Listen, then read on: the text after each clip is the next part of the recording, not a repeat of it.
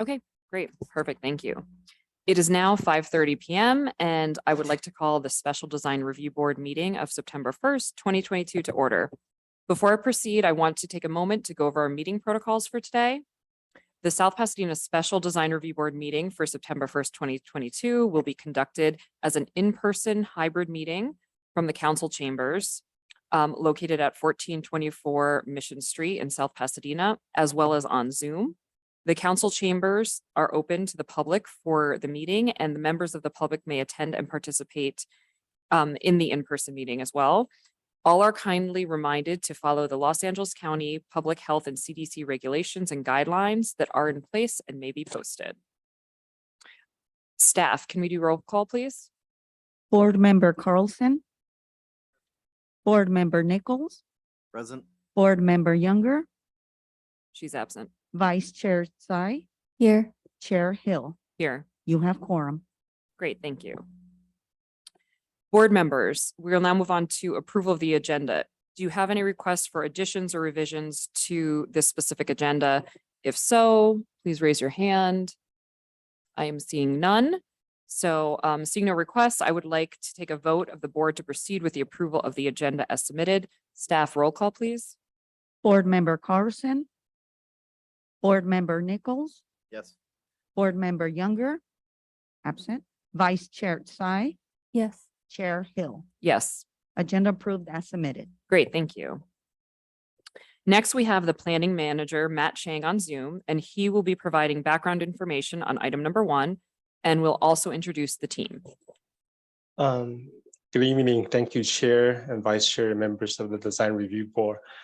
Sorry I can't be there in person today. However, we do have a workshop today for the Design Review Board as well as general public. And if you're interested in our objective design guidelines, which City of South Pasadena obtained a grant from SCAP, which is Southern California Association of Government, to develop this project. And before we get into the PowerPoint presentation, staff would like to introduce a couple of team members. One is our interim senior planner, Ben Jarvis. He came from us he recently retired from City of Santa Clarita, and he'll be working on general plan, downtown specific plan update, as well as this particular project. And also part of our city team, it will be Sandra Robles, which is she's sitting right in front of you. And also from our consultant AECON will be Ashley and Susan. They will be guiding the design review board as well as the general public today to talk about the goal, the purpose, and what they like to get from the board as well as general public. The purpose of today's meetings, want to get thoughts and comments from the board so we can continue this endeavor to update or establish an objective development standard for brand new multiple family or mixed use project. So I would like to turn it to Ashley, and maybe you can start your PowerPoint presentation. I think Matt, and if whoever's got the controls can allow me to share my screen, I can go ahead and pull that up. While we're doing that, I'll just introduce myself. So I'm the project manager for this SCAG Objective Standards project. Sorry, one moment. It's actually really difficult for us to hear. Is there any way we can increase the volume? Sorry for interrupting. Is that better? That's a little better, yes. Sorry, it's 90 degrees in my house, so that was my fan you heard probably. There's also, Ashley, there's actually also a little bit of audio like interruption too. So it might not be just the fan. That's the only thing I have, I think, that I can change to make the sound better. Is it sounding okay now? I can hear. Yeah, that's better. Great, Oh, thank you. Okay, great. All right, thank you. All right, can everyone see my screen here? Yes. Okay, thank you so much.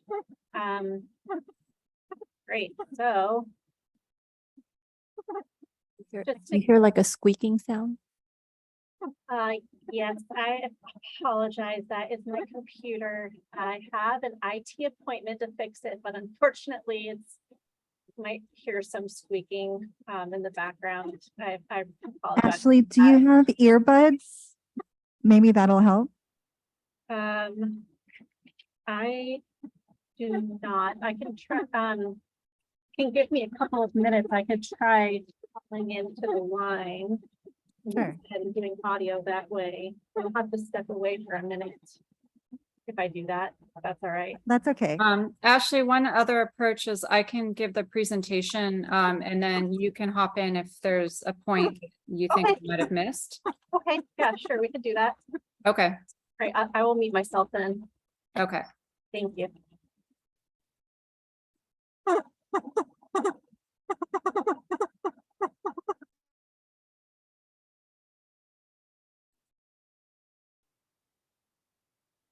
Okay, can you all hear me okay? Yes. Okay, perfect. So I'm Susan Ambrosini. I don't know if you can see me. I did turn my camera on. I'm a project director overseeing this project along with Ashley. So thank you for your time tonight. We really appreciate it. What we're going to cover tonight, we'll introduce the team, provide an overview of the project, provide some context as to why the project is happening, get into reimagining of the city's development tools and what will take place there, and then we'll open it up for Q&A. So next steps, please, or next slide. Thank you. So just as an overview, as was mentioned, it's funded by SCAG as part of their Regional Early Action Planning Grant Program. And the objective is to support cities to document, assess, and modernize multi-unit and mixed-use objective development standards and permitting. So South Pasadena was grouped with Montebello, Santa Fe Springs, and Santa Monica. So we are serving all 4 cities at the same time, providing objective design standards, some of which are common across the cities and some of which are customized for South Pasadena. And so we are developing objective design standards, and their role is in streamlining review of permitting of housing projects. We're also evaluating current housing development permit applications for improvements and then creating an online cost estimator tool. Next slide.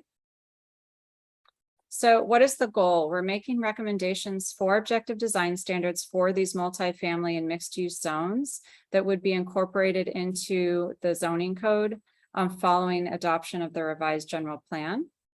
So why is this important? We want to make it easier for applicants to understand the regulations. We want to develop standards for these multifamily mixed use projects to support the level of design that South Pasadena expects, confirming compliance through an administrative process.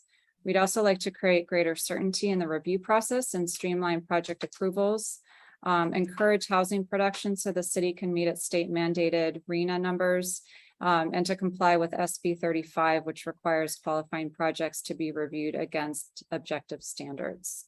Next slide.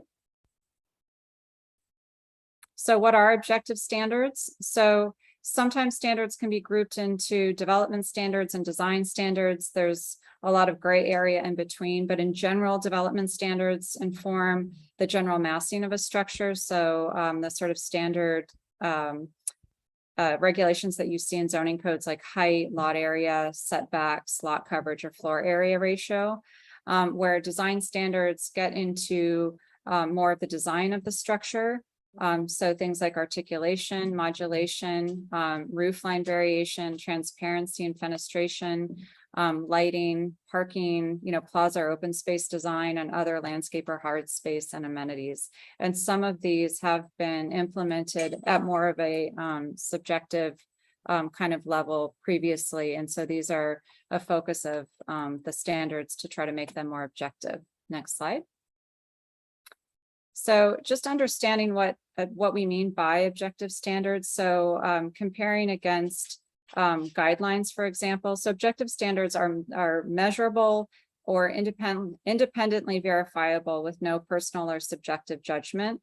And they help avoid a discretionary approval process that can be time consuming and unpredictable. So we have some examples of how guidelines are often written. So a guideline might say, plant appropriate trees along streets to maintain community character, where a standard might say trees shall be planted every 10 feet along streets to provide shade and a barrier to pedestrians. So as you can see, the standards are quantifiable, they're objective. You know whether it's, you have to, whether something might be prohibited or required. So really straightforward, and it doesn't require discretion by planning staff or planning commission, for example. Next slide. So the other objective here is to create graphics that clearly help explain the standards. So these are just some examples of graphics that we've created in the past to make it easy for architects or property owners to understand the quantifiable standards. So really looking to, although standards still need to include text, often they're in tables, and there might need to be some descriptive text too, so they can be interpreted properly. Also providing that extra graphic example as well to help with usability. Next slide. So in terms of the development permit application, the goal here is to update the city's development permit application forms. Why is this important? We want to have easy to use forms to clarify the review process and make it easier for applicants, to standardize submittals and support quicker processing, and then to streamline residential application processes to support the city's housing element goals. Next slide. So I'm sure you're all familiar with what a development permit application is. So just at a high level, these are the forms available at the virtual planning desk, and they're either ministerial, so they're administrative and by right, or discretionary, requiring the public hearing. Next slide. So then we have our online cost estimator tool. So the idea here is to enable prospective applicants to independently estimate certain city entitlement and impact costs involved with their projects, and to provide a short list of cost reduction strategy suggestions connected to the cost estimator tool. And this is really to try to increase transparency and help applicants understand all the steps required prior to submitting their projects, and really have a sense of the costs involved, really to help create certainty in the planning process and streamline project approvals. Next slide. So in terms of the project engagement milestones, so we had the project kickoff back in March, started some early public outreach July, and here we are tonight as part of that process, and then it'll wrap up around January of 2023. Then there'll be a planning commission study session at that time, or there was a planning commission study session. Tonight we're obviously at the design review board session, and then the public workshop is scheduled. The second one is scheduled for 2023 in January, followed by planning commission and city council presentations in March and April 2023. Next slide. All right, so providing context, putting things into perspective, why we're all here. California has to plan for 2.5 million homes in the next 8-year planning cycle for RENA. So 1.3 million is in Southern California, and a little over 2,000 in South Pasadena's housing element. So while California did see a slight population decline in the recent census, LA County did grow by about 2% from 2010 to 2020. And housing construction continues to lag housing demand, leading to rising costs. California housing has become the most expensive in the nation, and about 54% of renters spend more than 30% of their income on housing. Next slide. So this is the recent state legislation. I won't go into detail here, but most recently we've had SB 167, the Housing Accountability Act, SB 35, an update focused on housing development projects if they fail to meet their RENA goals, and the impacts of that. And then we have the Housing Crisis Act of 2020, SB 330. So this one was a big one. And this is where objective development standards really came into play as well. So next slide. So we did an analysis of existing South Pasadena policies, regulations, permitting and projects. We looked at the general plan, the housing element. We looked in detail at the zoning code, at the Mission Street specific plan, and we selected the following projects for review, called 7 Patios, Mission Bell, 625 Fair Oaks Avenue, and 815 Fremont Avenue. Next slide. So some of the initial analysis findings in terms of the application, it was advised to include one fee schedule or handout broken up by discipline, create more of a step-by-step process guide for mixed use and multifamily developments, to package permit application forms that are used consistently together for proposed projects, and to continue to integrate processes, including permit forms and fees amongst the divisions to foster an understandable and streamlined permit process. So this is helping to inform the updates of the development application. Next slide. So in terms of the permit review process, it was established that the city can improve the ministerial review and approval process to streamline multifamily and mixed use development, to comply with objective development standards, and to really clarify and simplify findings for development projects that are subject to discretionary review to the greatest extent feasible. Next slide.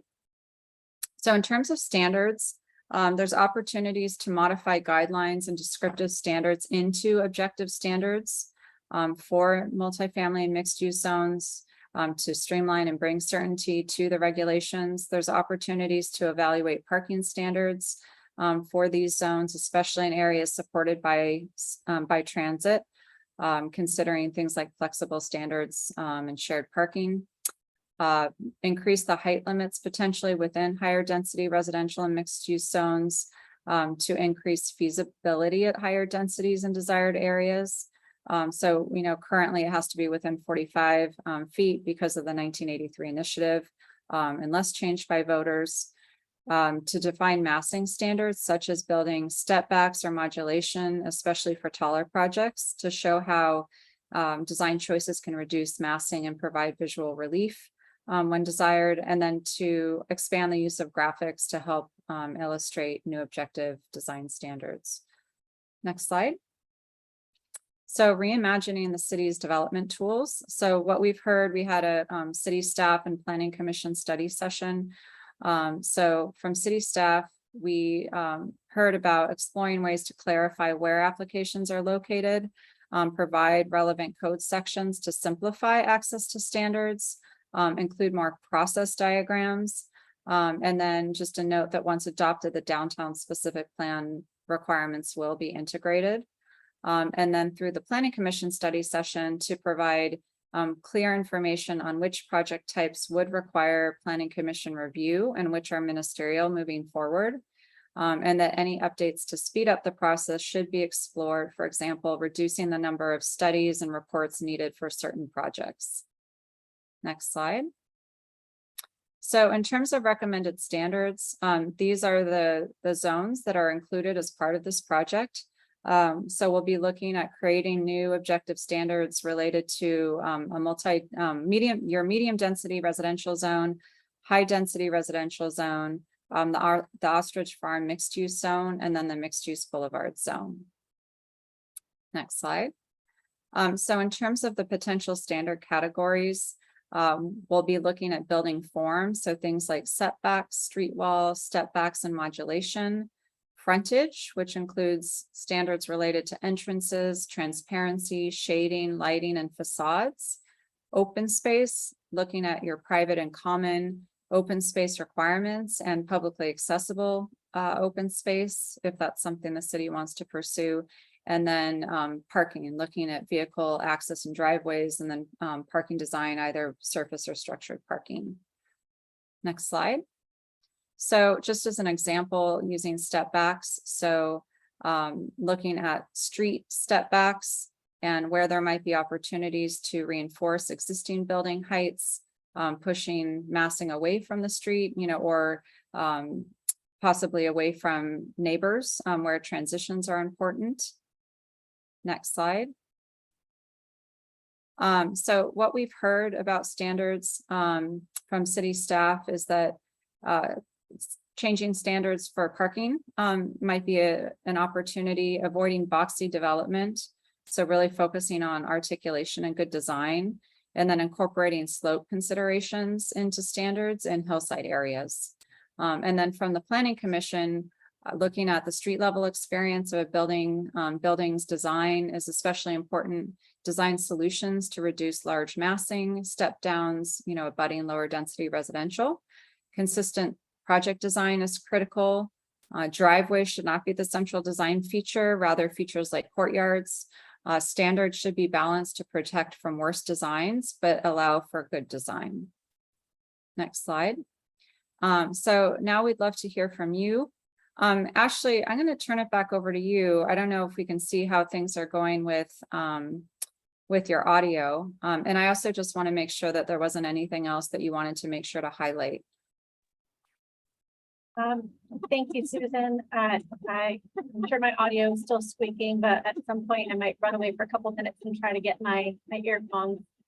So we'll just go over the questions that we want to get input on for the application and then the standards, and quickly just tell you what the next steps are, and then we'll open it up for discussion. So maybe Susan, if you can help me read the questions, and then we'll turn it over to Matt and staff to open it up, and I'll figure out my audio. Thank you. Sounds good. Okay, so we'd love to get feedback if you have any about the permit application process. If you or someone have found it challenging. So if there's specific forms that you're aware of or specific applications that you've used from other public agencies that you did like and find easy to use. We're also wondering if you've seen the city's virtual planning desk, and if so, what you think is working well and how we could improve the page for users. And then just in general, is there anything else we should consider to inform our housing development permit application revisions? So I don't know, Matt, if you want to sort of pose that question, or I can talk about the questions we'd like to ask regarding standards first. Yeah, thank you, Susan. So let's finish the PowerPoint, and since we'll have members of the public attending as well. So let's finish the PowerPoint presentation and open up for public comments. Then we'll circle back, then we can ask specific questions to the design review board. Okay, sounds great. So in terms of standards, what we'd really like to hear is what are the design features that are really important to you that we can turn into objective standards? What do you like and dislike about buildings that you've seen constructed recently in South Pasadena? Is there a residential or mixed use building in another city that you think should be studied as an example to promote in South Pasadena? And just in general, anything else we should consider when developing the objective standards? So in terms of next steps, in January 2023, we're going to hold a second public workshop. And that's where we will have the draft deliverables to share at that time, and we'll be able to review in detail what some of the recommendations are. And then Matt, I'll turn it back to you. Thank you, Ashley. Thank you, Susan. So Madam Chair, if you can open up for public comment, then we'll circle back with AECOM's question for the design review board. Okay, great. Thank you. So thank you for that presentation. That was wonderful. So at this time, we will open up the public hearing. Staff, are there any public comments for this item? No, there are not any comments in the chambers. Is there any guest on Zoom who would like to raise their hand and ask any public comments? There are no public comments via Zoom. Okay, great. Thank you. So in that case, then we will now move into the discussion from the design review board. I think, Matt, do you think it might make sense to first go through and see if we have specific questions about the presentation, or do we want to do an open discussion forum? Yes, Susan, or actually, can you bring the slide back?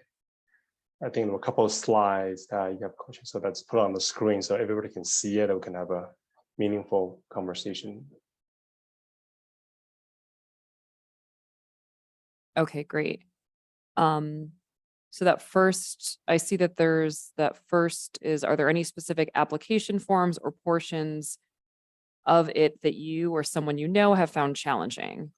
So board members, I guess we could, I don't know if we want to go one by one in this case, or we can just, chime in. Matt, do you have a preference in terms of how No, we? I think it's more. I think want to keep it kind of more flexible. Okay. So, Okay, sounds great. So yeah, so if everyone can just turn on their microphone, and if you want to chime in about any specific application forms. I'll chime in. So I will say in my experience, there's very few cities that I would use as an ideal for application forms. It seems that there's always a bit of a challenge. So I can't really reference a specific one. I will say that when application forms are clearly the ones that I have seen where they clearly show step-by-step for the various departments. So one of the big challenges going through the permitting process is that it's often you have to go through one department and then you go through another department and another one, and there can be communication challenges at times. So talking to building and safety, for instance, with the planning department, I think is a big one, or public works, or, I think just kind of really getting that streamlined between all the departments would be very helpful. I don't remember which city, but I think it was one of the coastal cities where I worked in. They had actually a roadmap of actually what you described. So there's already expectation of like what we need to do. But I think it was like a coastal city, so it had coastal development permit, and that actually is like another additional step. So I think that's why they had that roadmap on their website. It was just one like PDF, and it just showed like the different departments, and like they had kind of an estimated time frame of each step that they needed. I honestly don't remember. This was a long time ago where I saw this.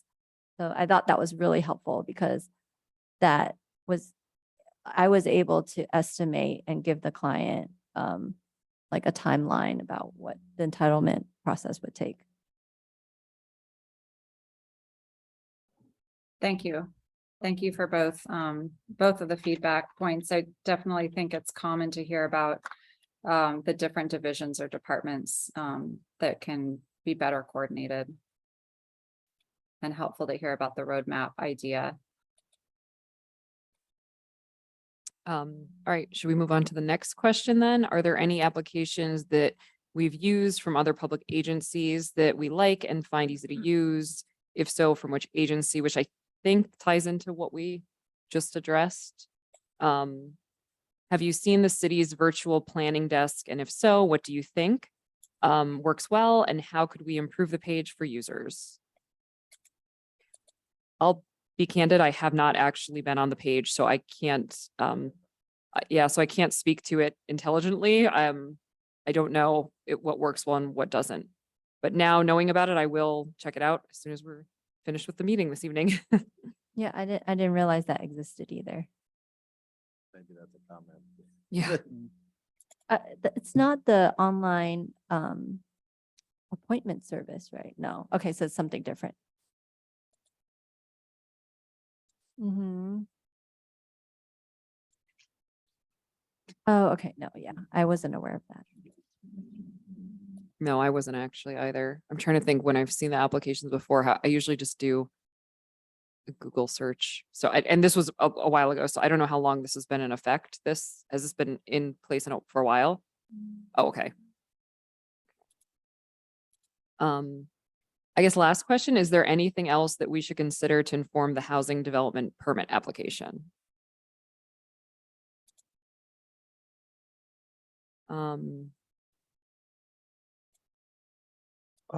Madam Chair, for this item, Ashley and Susan, can you elaborate a little bit more? What do you mean by kind of the question?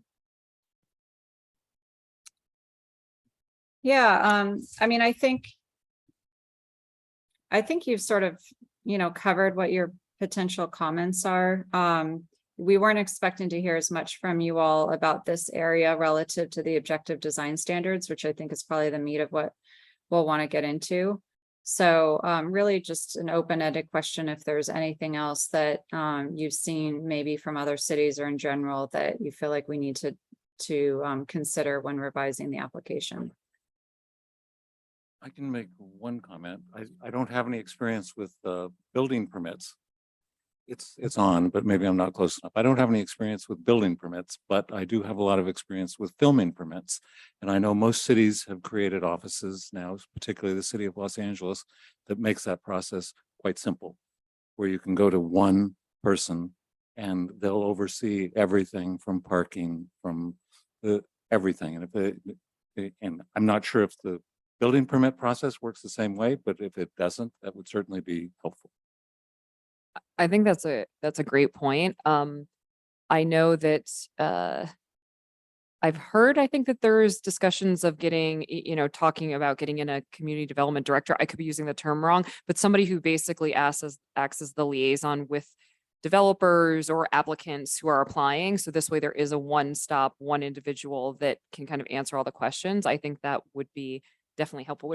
It sounds like that's kind of the case, right? That there's Exactly. Yeah. one place to go to as opposed to having to go to multiple. You don't have to go from department to department. Yeah, One person handles the whole thing.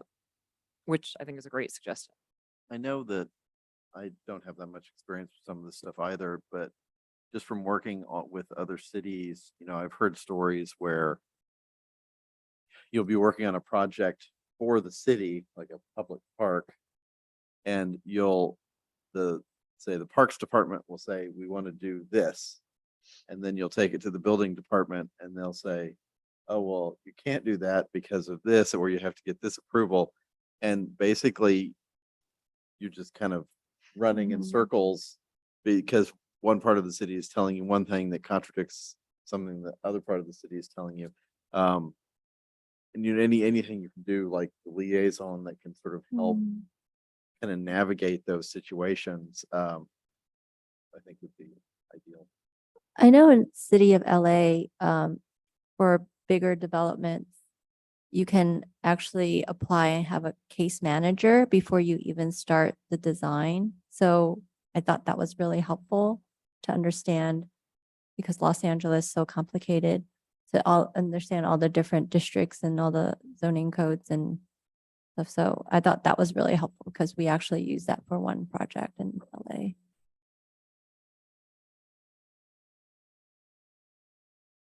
Okay, great. It seems like for the permit application questions, I think does that suffice the answers? Do we have any other questions we want to go through for those? Okay. Should we move to the next for the objective standards, the next questions? Yep, that sounds good. Perfect. Thank you. Okay, so first one, what design features are important to multi-unit and mixed-use development?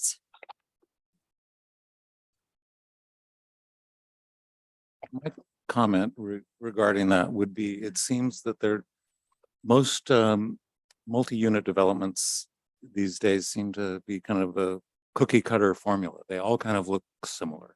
They're kind of eclectic. They have different materials, but they all have a very similar feel. I would like to encourage the city, if there's a way to do it, to be more, even more eclectic, to use different types of styles, not just the same kind of mixed use development that we see everywhere. It's not just South Pasadena, it's the entire country. I was thinking the same thing, that you get a lot of, let's say, generic architecture out of there. It has like, okay, we're going to throw these features on it to give it some character, and make facade go in and out, but ultimately it feels kind of soulless. I think it comes down to construction. If you notice, it's always the cement block on the first, level, and then it's wood framing above it. And because of that, I think it's really comes down to the budget of these developments. And that's the cheapest way to build these multi use developments. And that makes all the mixed use developments start to look the same because they're constructed the same. Yeah, I agree with all those comments. I think it is pretty cookie cutter. I think, the items that are listed here, like the standards, like open space is critical. The massing is something to definitely look at as well. So I think those are important features with like decks and balconies. I think another thing that's important is considering the interface of the public spaces with the private spaces. And so whether that's requirements like plazas, like public plazas or something that's integrated would be key, especially for mixed use developments in particular. I also like to in terms of outdoor space or like a busier street, I think having some type of outdoor seating, if it's got dining, like restaurant or cafe, to bring that scale of people onto the street. I Mhm. think that's important. Yeah, I agree with that as well. I think hiding the parking too. I mean, I think our codes already address that pretty well now, but obviously not having parking, if you can avoid it, having it visible from the street, I think would be important. You want that kind of underground or tucked behind it. I think that's a pretty important one. Also, I don't know. Generally, I think that's good. Should we go through some of the other questions on here? Do we have Oh, other comments? Yeah, I go for think it. landscaping is also really important because if you look at South Pass, it's very kind of green city. And I think you can do green and still be water Yeah, wise, Yeah. for sure. which is important too. But I think kind of developments that kind of just push just all concrete, it's just building on the street and kind of lost that. I think it's important to kind of keep that feeling that South Pass has with the sort of landscape, the trees, the residential quality.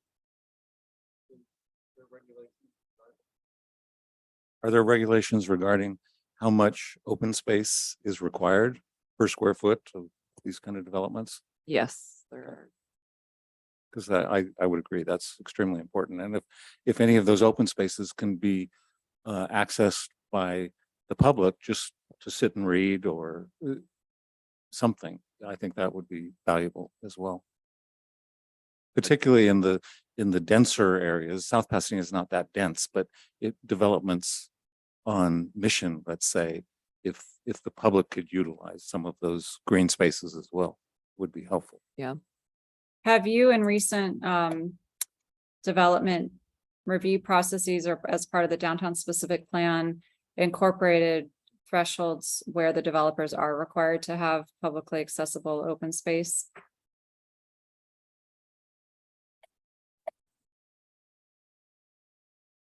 Is that a question for staff?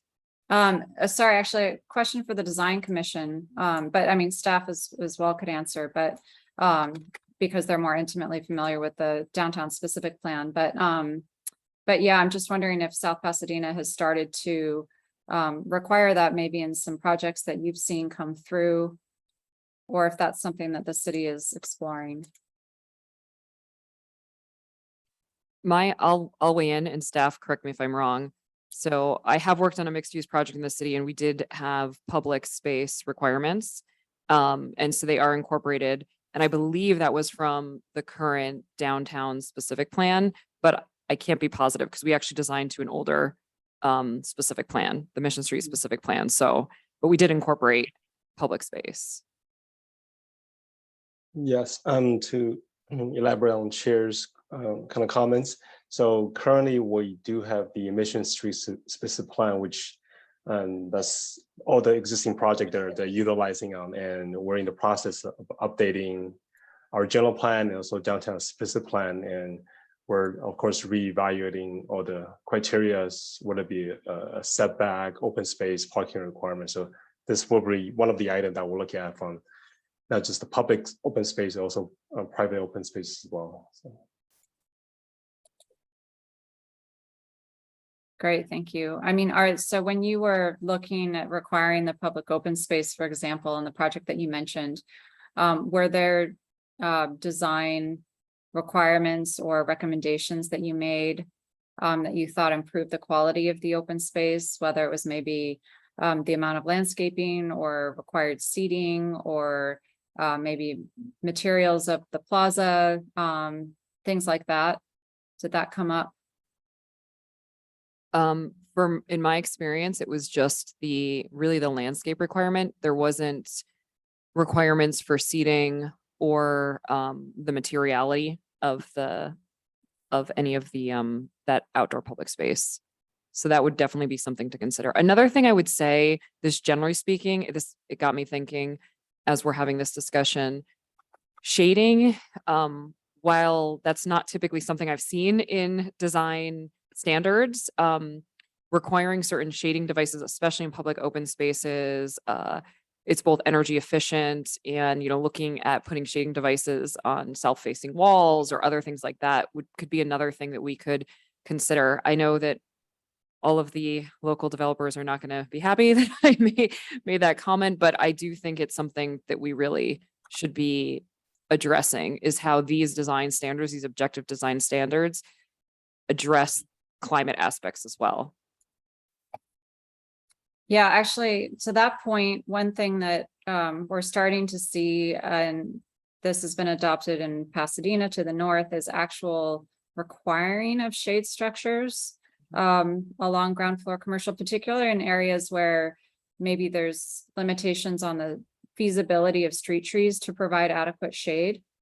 But even when that's the case, to actually require the ground floors of new developments to have shade structures on a certain amount of the facade. So you of course don't want to say it's 100%, but it might be 50 or 60%. Because realistically, in some cases they know, okay, well, the tree canopy is not going to get to where we need it to be, or maybe not in the next 20 years, but we really need to be aggressive about making these streets more comfortable and walkable, due to, as we're experiencing now, extreme heat. Is that something that South Pasadena would feel comfortable turning into a standard? From my point of view, yes. I don't know how everybody else feels about that. Yeah, I think so. I think that would. Yeah, I would agree, especially when you pair it with the idea of creating human scale and architecture that kind of relates to people at that, the sidewalk level. Because I think shade structures and trellises and all that kind of stuff can make buildings more kind of humane. I agree. Okay, that's helpful. I know you talked about sort of cookie cutter design. Is there any interest in actually being more prescriptive about certain materials that you do want to see, within certain zones, or having requirements? Sometimes there's a menu of, like, you're required to use 2 or 1 extra, quote unquote, high quality material that, and, we can provide a list of what those might be, so that you don't get the sort of single, maybe cheaper stucco or something like that building material. Or do you feel like in Pasadena that hasn't been as much of an issue? Because there's always the flip side of there's some architectural styles that might have a great design with really high quality facade that doesn't meet the letter of the standard. So you always have to be careful about unintended consequences. But in some areas that does help elevate design quality.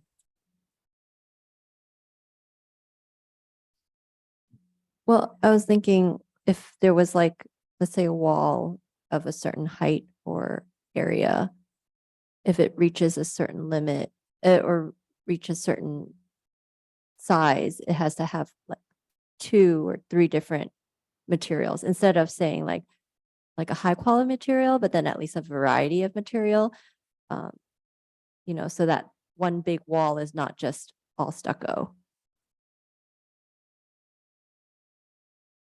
I agree with that. I think that makes sense if you've got, whether it's a certain length, a certain height, that there's variation in materials. And Mhm. so defining that, whether it's 2 or 3 Yeah. to make it objective, I think would be important. I'm a little reluctant to say you define a certain material. Like you say, it has to be brick, or it has to be this, or especially with, you can't control the market, you can't control construction costs, there's lots of things that are difficult to control. And we're talking about objective standards. So like, how do you define high quality? Mhm. That's very subjective. Yeah. So it's, I know for me, it's a little, you want it to be high quality. You want them to be good materials, but I'm not sure how to make that an objective standard. I don't know if anybody has any ideas for. Yeah, it's hard to say. That's why I was thinking instead of saying using high quality, like use a variety, and then they have to be creative with the design to articulate how they use different materials on that facade. you know?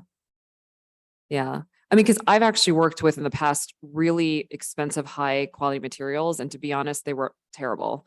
And they were, and then I've had other ones where they're not as high quality, but it was implemented and executed really well. So, or what probably the industry standards would be. So I think it's unfortunately more of a case by case basis, I feel like, which doesn't help in creating objective standards, which is our goal this evening.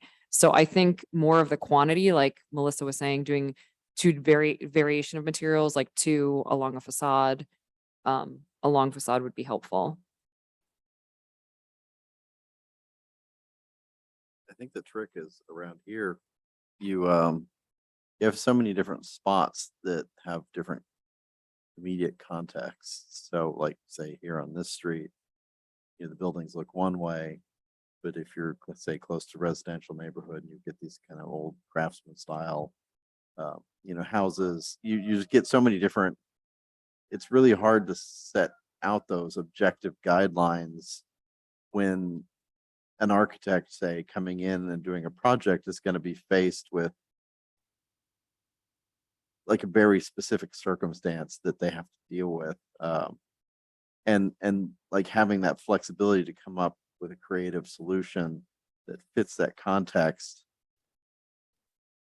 But you want to kind of avoid like kind of the poor kind of clumsy solution too. I don't really know how to break down an objective sort of guideline to sort of make that happen. But it seems like some flexibility is required, but also some like these standards about massing and size and materials. And I think a lot of like what you're saying is that it's a lot of it's about how it's put together and how it's detailed and how it, if it's thoughtful in that way, because you can use simple materials and do them nicely. Yes, Um, for sure. I don't know if like how you standardize kind of do it well, but I would Yeah. think that would need to be somehow accounted for. Yeah, I agree. It is hard. It's hard quality is one of those things that you know it when you see it, but it's really hard to put it into words and to make it an objective. But obviously I think that's the goal of the city. I know for me, and I'm sure for the rest of the commissioners here, that's what we want to do. We're trying to preserve the character and the quality of our town. So, yeah, it's tough to say. For me also, I know that's kind of talking more about materials, but size and massing is another one where it's a challenge because while I do think variation in massing is great, I also think at times we can go overboard. I've noticed a few houses in the neighborhood, and this is single family, this is not multifamily, but I've noticed a bunch of them are starting to look very Lego-like, where you've got a house on top of a house or a house behind a house. And whether that's good or bad is a question, but I think we need to be really conscious about how we define what the massing requirements are and step backs. So I think some step backs are good, but requiring too many, you may start to get this, not that it's necessarily bad, but you're going to get a specific aesthetic throughout our town, and to really consider that as you're defining what those massings are and what those requirements are. So that was a good segue because I wanted to ask about modulation standards. And, it's not something that many cities have done. Santa Monica's done it for a little while. Pasadena is starting to do it. And there are some others. And so you can be pretty prescriptive in the way you require buildings to modulate, after a certain horizontal dimension, for example, and you have to step back a certain amount. The way we helped implement it in Pasadena was more of a flexible approach where you sort of had a percent area of the facade that you had to step back because we didn't want to be too prescriptive architecturally. Santa Monica's is a pretty flexible approach in that sense too. But their modulation, I think, stepped back like 5 feet. So then you get into what you consider to be modulation. You know, we've tried to avoid like 1 foot modulation because then sometimes you get that sort of faux modulation that ends up not having the desired effect. Have you noticed anything in terms of reviewing projects with modulation that you feel like is a good example of modulation versus or the opposite, where you feel like it wasn't done well? And we might be able to help avoid that through standards. Trying to think a good example. I kind of tend to agree with what you're describing, where it becomes just like a pastiche of like, oh, I'm just going to push and pull the facade because I have to, versus like it being intentional or having some actual meaning behind it. But I can't, nothing like comes to mind that I'd say, oh, well, this building here is like the way to like this template. Do those kind of guidelines create what the problem that you were mentioning, where these houses become too compartmentalized? Is that what that term means? Partially, I can't speak too much. Those are single family houses, so I think there's more subjectivity with that. But I would say, I know when you're designing multifamily, you're working with various, you know, you've got your grids, which are your structural grids, which are like 30 feet. And then you've got usually you're working within like a 12-foot grid for room spaces, and you need to have those in the exterior. So you start to get these patterns and you start to incorporate this sizing. And I'm just thinking about bay width. And then you start to get into structural complications where if you start requiring, you know, you say, oh yeah, you step back 2 feet, you know, there needs to be a 2-foot step back. That can make things challenging too. So I think actually breaking down the requirements by like the specific sizes and saying, okay, there's a 5-foot setback here, there's a 10-foot, but factoring it into how these buildings are constructed and how they go together is kind of key too. It seems a bit arbitrary when it's like, oh, step it back by a foot. Well, where is that foot coming from? Why are you doing that? Like, what's the purpose? Because it has a shadow line, like just understanding the ramifications of the number that's being chosen is, I think, important. There's actually a new development on our street that's 3 units. It's not it's multifamily, but it's not past the 4 units.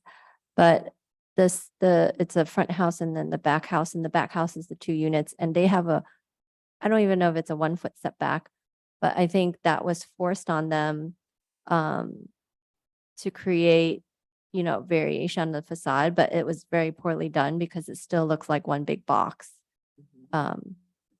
So I feel like the 1-foot setback, if you say the setback, you also have, it's like a 1-foot setback, but the setback is only like less than 2 feet wide, you know?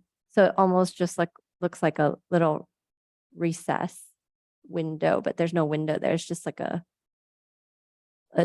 small shadow line. So actually it doesn't accomplish what it was asked to do. Yeah. Yeah, that's a good point about the like horizontal dimension, because I think in Pasadena we settled on 2 feet, and because you do have to pick a number, and even though they might opt to modulate 5 feet in depth, for example, you sort of have to, when you're doing objective standards, have to settle on a number that you feel like, okay, that's probably achieving the goal of having variation in the facade.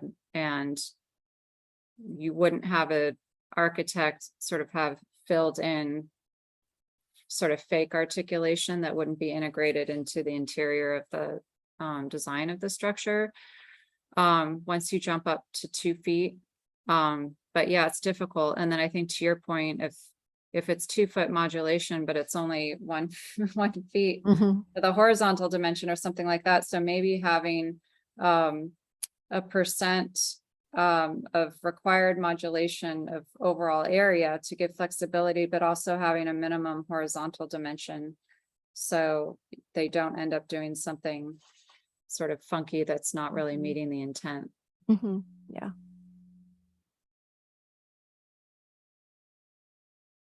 or you could opt for the Santa Monica approach where they actually required a full 5 foot. But that definitely impacts feasibility or the sort of overall intent in a sense, if you're going all the way to 5 feet. Do you have any thoughts about that? The one benefit to going with the larger dimension is it impacts the floor plan. So your planning has to relate to what's happening on the exterior because the shift is so large.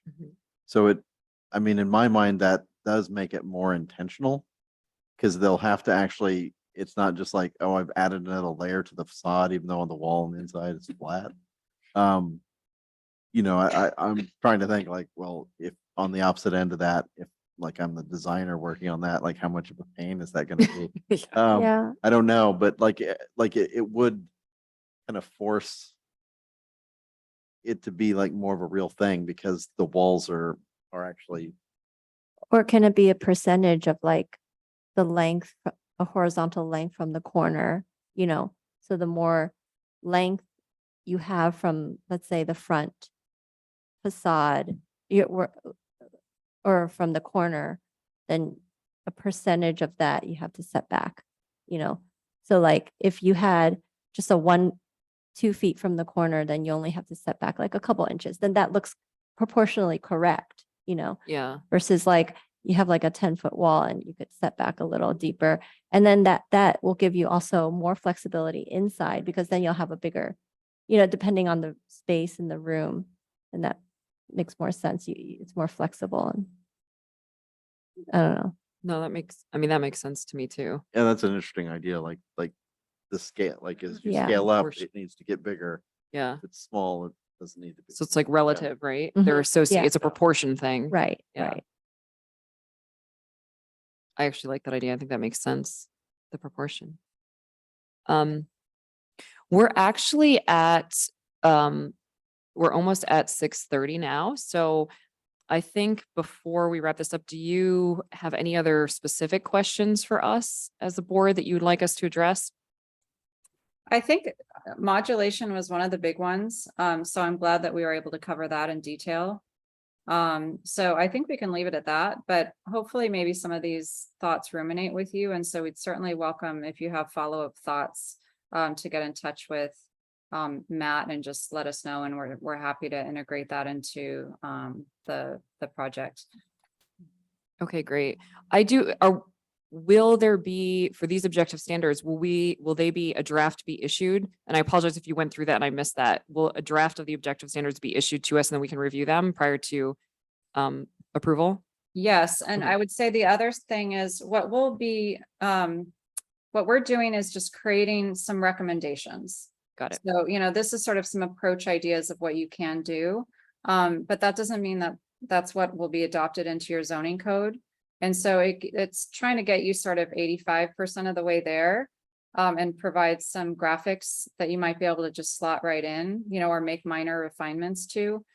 And so, but ultimately it'll have to go through the formal review process of adopting new zones new standards to go into the zones. So, there'll be ample opportunity for further comment. Okay, great. Perfect. Thank you. Are there any other comments or questions from the board members? No. Before we close out? Nope. Nope. Okay, great. Well, then we'll move into adjournment unless staff, do you have any comments? Yes, Madam Yeah, Chair, sorry. can we have another round of public comments since we have a lot of in-depth, which great conversations between our consultant and the board. So can we open another round of Sure. public Sorry about that. I comments? did miss that. I see it's right here on my agenda. Sorry about that. So we will reopen the public portion hearing. Staff, are there any additional public comments after we've had our discussion amongst the commissioners? We did not have anything in chambers. We do have, I'm sorry, do you, any guest in Zoom have any questions? Please raise your hands. Yes, there is one. Okay, great.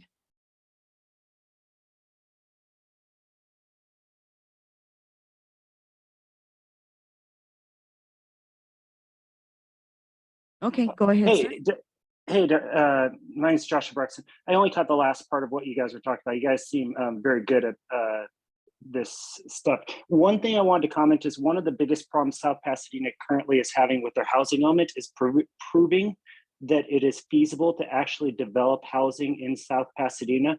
And you guys need to know that whatever you do factor in to these objective design standards, that has to be a high component, because HCD actually cares about that stuff nowadays. You can't add in so many excessive requirements that the buildings become no longer feasible. And that is one of the biggest reasons that the housing element keeps getting rejected. And if you guys do things that make it much more unfeasible, like some of what you were just discussing, it makes it likely that whatever, if you ever do get a compliant housing element, HCD could make it uncompliant because you're making buildings no longer feasible. That's it. Have a good day. Great. Thank you, Josh. Are there any additional public comments on Zoom? There are none. Okay, great. Thank you. So then I will now close the public hearing portion. And seeing that we've already had our discussion amongst the board members, we will move to, actually, before I go, staff, are there any other comments that you'd like to make before we adjourn the meeting?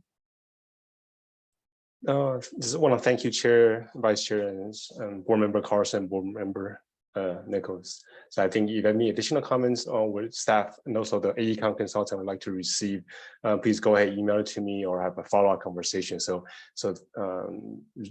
staff and the consultant really appreciate the board helping us kind of develop this objective development standards. Great, thank you. Any other comments? No? Okay, well then in that case, I will move to adjourn the meeting. So the next regular design review board meeting is actually scheduled today, September 1st, 2022 at 6:30 p.m., but we're now at 6:31. The time is 6:31. So the meeting is adjourned. Thank you.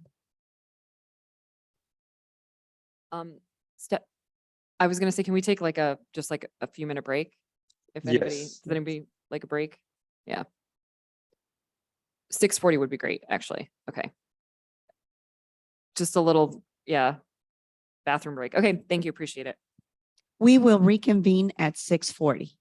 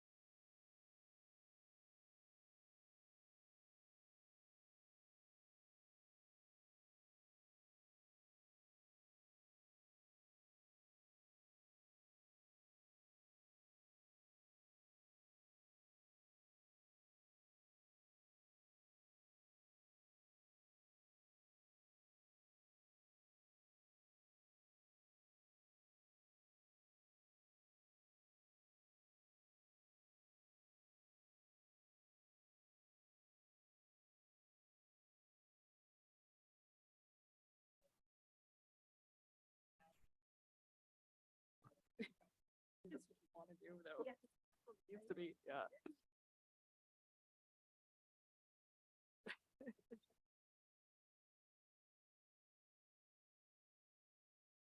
Exactly, exactly, exactly. Then, exactly, it's going away. Money talks.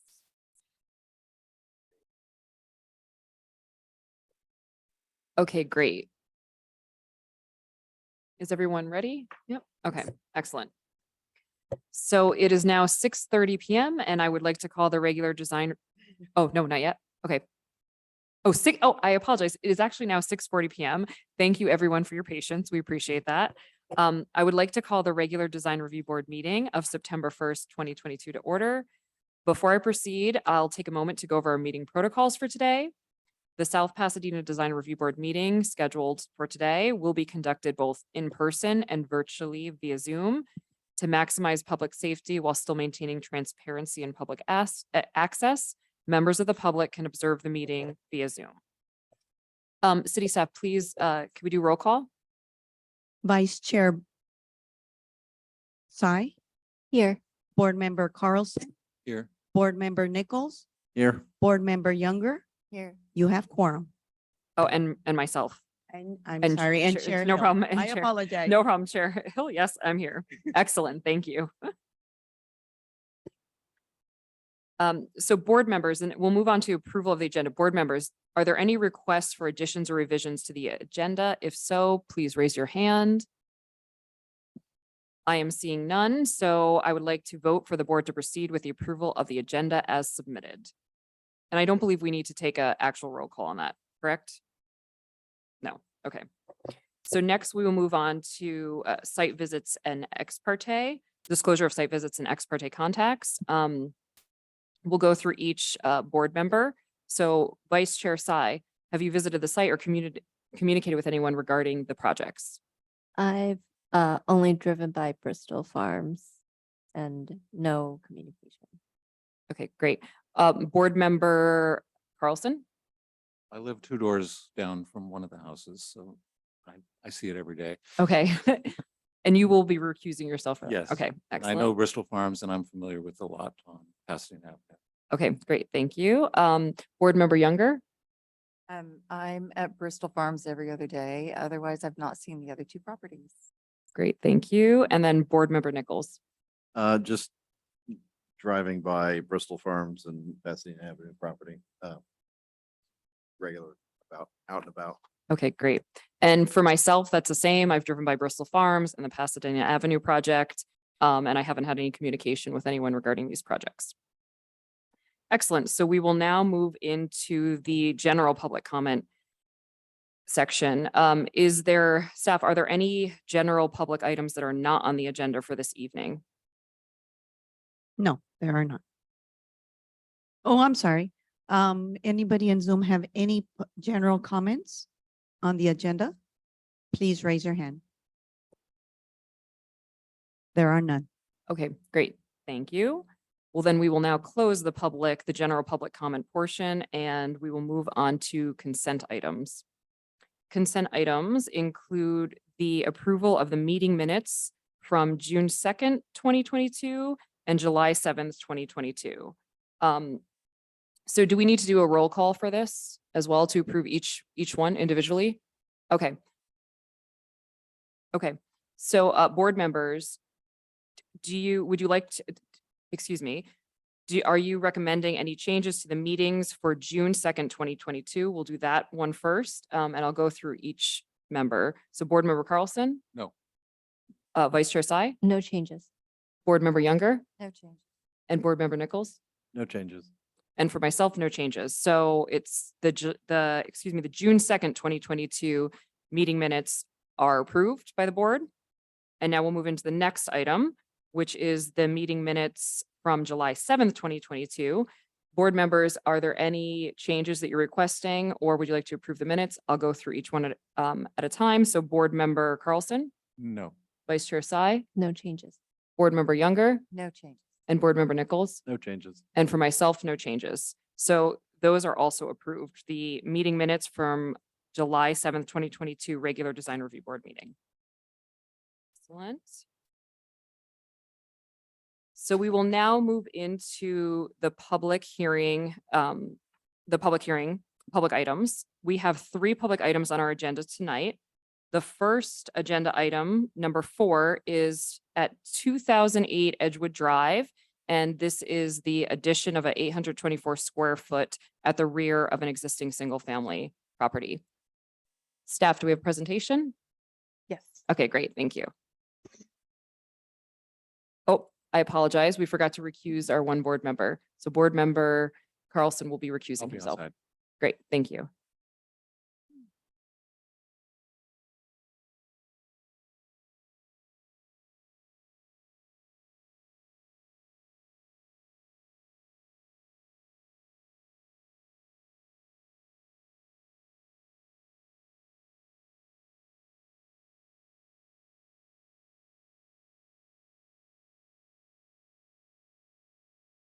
Good evening, Chair and members of the Design Review Board. I would just like to first introduce myself. My name is Susana Martinez, and I'm one of the associate planners for the department. Believe it or not, this is my first presentation with this board, so I'm really excited. And the project for this evening is project number 2491 DRX for the property at 2008 Edgewood Drive.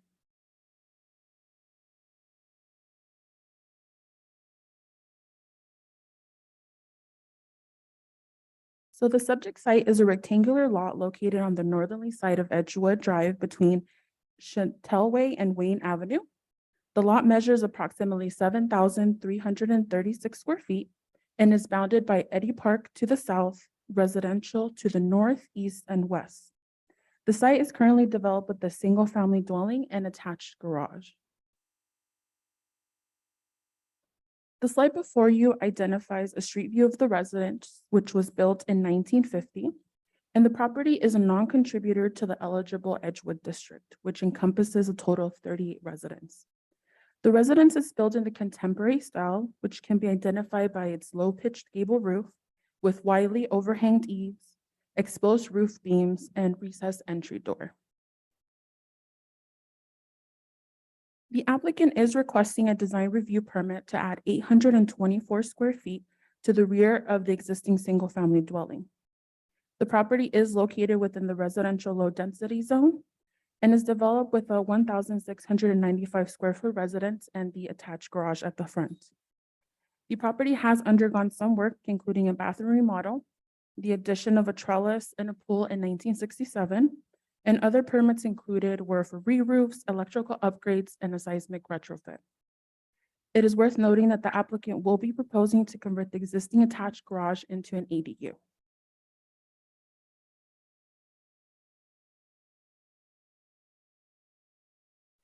The residence is currently composed in a U-shaped configuration at the front and rear of the residence.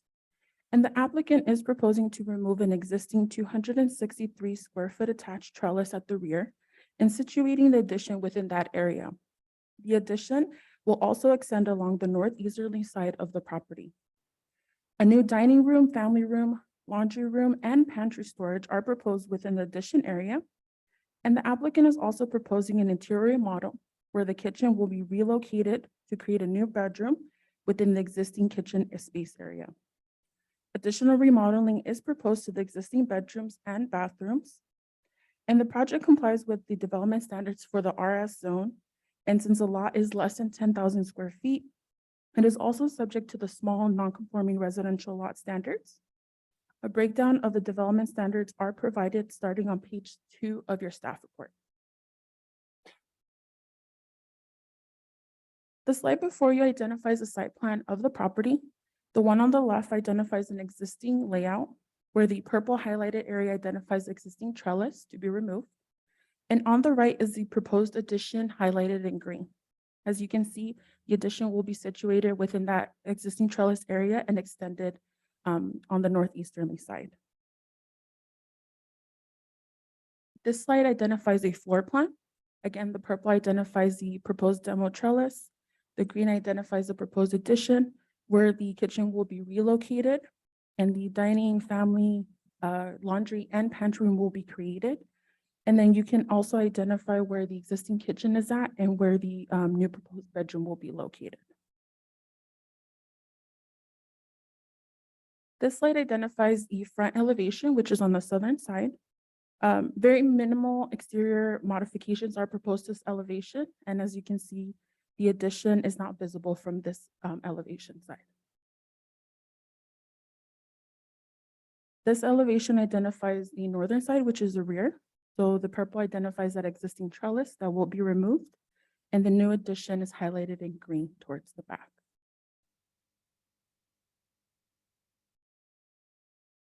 This is the eastern elevation. Again, the addition is highlighted in green.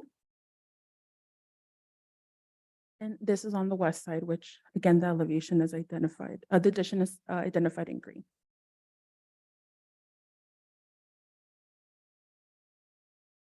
So the recommendation this evening is for the design review board to approve the project subject to the conditions of approval. And thank you. This concludes my presentation. Staff is happy to answer any questions, and the applicant is here as well to answer any questions. Great, thank you and welcome.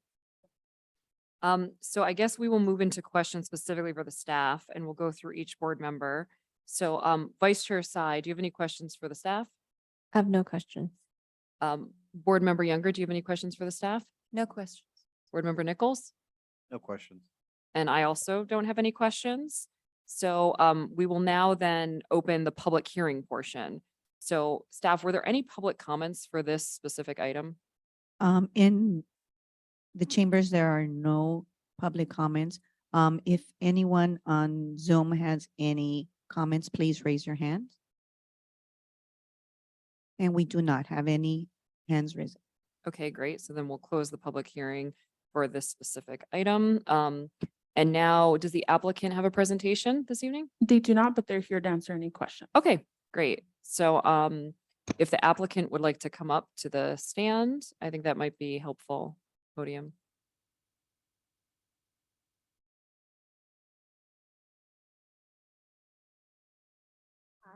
Hi.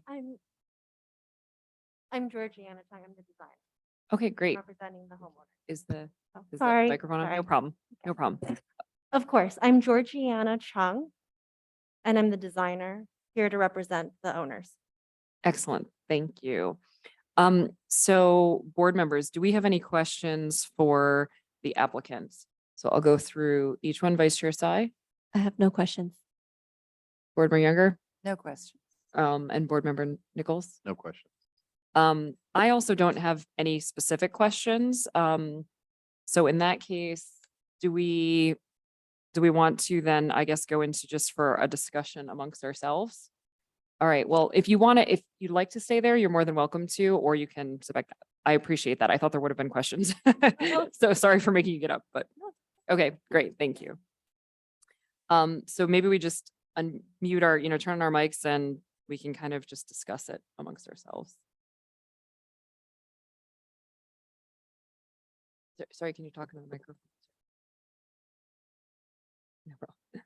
No, it's a lovely design. It fits the neighborhood beautifully. I agree. Yeah, I think Nice so too. update. It's well balanced. I think it fits the style of the original home, and I think it's well done. I agree. It's contemporary. It fits in. It's not obtrusive or anything. Scale wise, it makes sense. So I don't know. Are there any other recommendations or comments that we have? I don't. I think she did a lovely job. Yeah. Well, Fine. okay, great. Well, in that case, does someone want to make a motion? I'll make a motion to approve this project as submitted. Great. Thank you. Does anyone want to make a second? A second.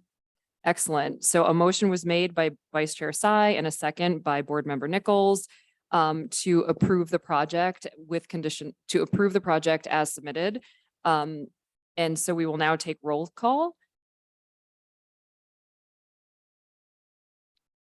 Board Member Carlson. Oh, he's not here. He's He's recused recused. himself. Oh, I'm sorry. Board Member Nichols, Approved. Board Member Younger, Yes, approved. Vice Chair Tsai, Yes. Chair Hill. Yes. You have quorum. Excellent. So congratulations. The project passes by a vote of 4-0, and this project is approved, subject to the conditions of approval. The decision is final unless an appeal is filed within 15 days from today. No construction or activity may commence during this period, and appeal forms may be obtained from the city clerk's office. Thank you. Excellent. So we will now move into the second item under the public hearing, which is 5 Pasadena Avenue, and this is to allow the development on a vacant lot for a new 1,848 square foot commercial building. Staff, presentation? Yes? Staff Ec- does have a presentation. Excellent, thank you.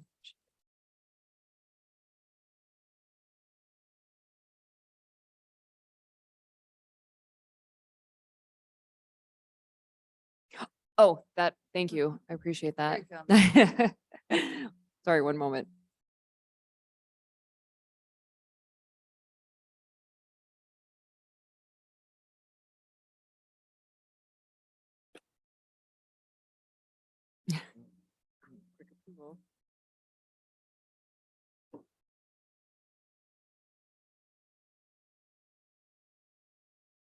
As we get the presentation ready, I'd like to start by simply thanking the chair and the board members, as well as the general public, for attending tonight.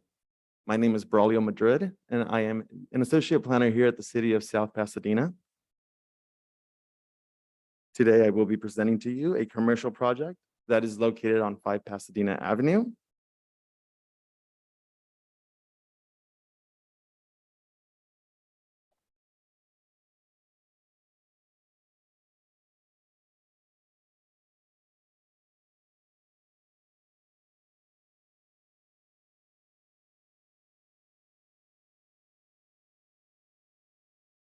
Excellent, thank you. The project number for this project is 2474 DRX AUP. Next slide, please. This project is for a design review permit and an administrative use permit. The project proposal is for a new 1,848 square foot commercial tenant space. The proposal includes an outdoor trellis area, as well as other site improvements to the landscaping and parking area. The administrative use permit will permit associated outdoor activities for future tenants, such as an outdoor seating area if the tenant was to be a restaurant. As condition, the outdoor activities on the property will be associated with the primary use of the commercial tenant. The property qualifies for a CEQA exemption under section 15303 for class 3 for new construction. The exemption includes construction and location of limited number of new and small facilities or structures within an urbanized area. Some property details to note: the zoning for this property is commercial general, also known as CG. The general plan land use classification is general commercial. The lot area is 15,299 square feet. And as it exists today, the property is vacant and undeveloped. Here we have an aerial of the property. In green is the subject site, and in red indicates the western city boundary. The shape and location of the property makes this an irregular corner-shaped lot. To the north of the parcel, there is open space, the South Pasadena Arroyo Woodland and Wildlife Nature Park, commercial buildings to the east, and residential uses to the south. To the west, we have the Arroyo Seco Stables. Quick note, the staff report includes notations referencing a new driveway proposed along Arroyo Verde Drive. However, the driveway is existing and currently measures approximately 35 feet. The driveway width will be reduced to the proposed 20-foot driveway. It will not be a brand new driveway, but in fact, a modified one. The property was first developed in 1950 with a 3,076 square foot restaurant. Since then, various restaurants have utilized the tenant space. There has been 2 recorded fires on file and plenty of building permits showing remodels and repair permits for the multiple incidents or the new restaurants coming into the tenant space.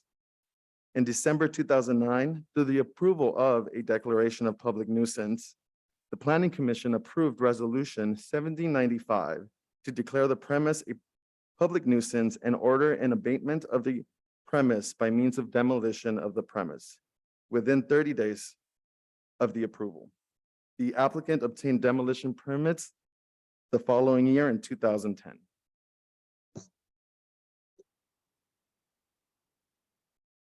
Lastly, on February 2018, the Design Review Board had reviewed and approved project number 2072 DRX, a design review permit for the development of the subject site with a 5,839 square foot, two-story office building.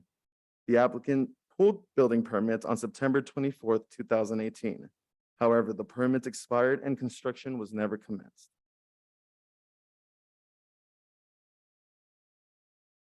Here we have a northeast photograph of the existing vacant site. The map on the right shows the directional view of the photograph. And this is a northwest perspective.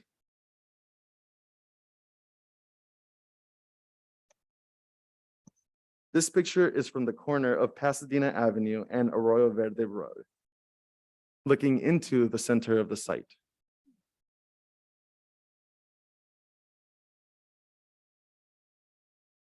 And here's a picture taken from the south, taken from Pasadena Avenue looking south.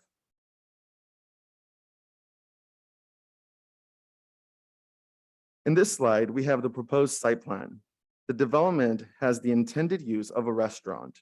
The project is compliant with all applicable local and state development standards, as well as the South Pasadena design guidelines.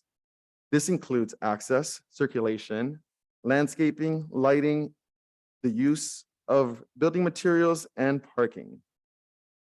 Since the commercial project is intended for a restaurant use, it was designed to be compliant to all applicable development standards, including the parking. The parking ratio for a restaurant is 10 parking spaces per 1,000 feet of building floor area. For 1,848 square feet, the project would require 19 parking spaces for a restaurant use. Additionally, a project may provide up to 10% of the required parking with a ratio of 4 bicycle spaces per 1 vehicle required. Thus, the project proposes 18 parking spaces with a total of 6 bicycle spaces. 2 bicycle parking spaces are required per code, and the 4 additional spaces have been added to address the 1 deficient parking space as allowed by the South Pasadena Municipal Code.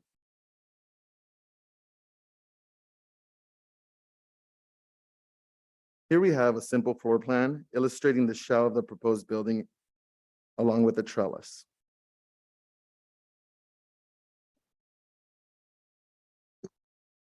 In this slide, we will be looking at the north and south elevations. The structure measures a total of 22 feet in height, and the roof will contain screening material for any rooftop equipment.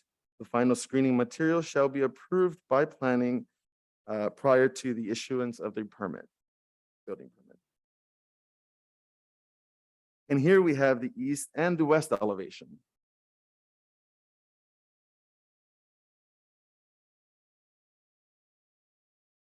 As required by the design review permit application, the applicant has submitted preliminary landscape plans to show the future development of the site. Final landscape plans will be submitted as part of the plan check requirement and conditions of approval. The applicant also provided us with renderings of the proposed project. Again, we see a map on the right side indicating the perspective of where the picture would be taken. This is from Arroyo Verde Drive. The next rendering is of the perspective as if you're looking from Pasadena Avenue close to the corner. The trellis, if the use of the building is a restaurant, the trellis will be intended to be used as outdoor dining.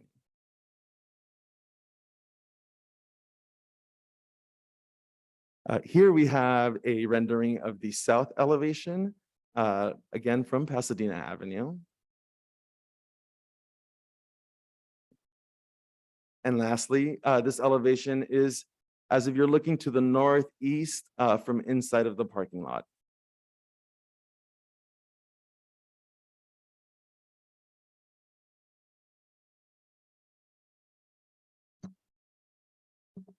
With that, the design review board has a few options tonight to consider. One, you can approve the project without any changes to the design or conditions of approval. Two, you can approve. Sorry, can we go back? Change that. Two, we can approve with modifications to the conditions or to the design. Three, continue the project to a future hearing and direct the applicant to make changes to the project. Or four, deny the project. But with that said, staff has evaluated the project to a full extent and will be recommending approval of project 2474 located at 5 Pasadena Avenue. Thank you. And at this point, staff is available to answer any questions. We also have the applicant and the designer available. Great, thank you. So we'll move into questions for the staff specifically. Board Member Carlson, do you have any questions for the staff? Well, I don't know if it would be for staff or for the architect. I see in the plans here that there's a 8-foot fence that surrounds the property, primarily where the outdoor patio is. That is correct. But I don't see any renderings of what that fence looks like or what. The elevations. Do we know what that is? I think it's going to be pretty prominent on Pasadena Avenue and Arroyo Verde.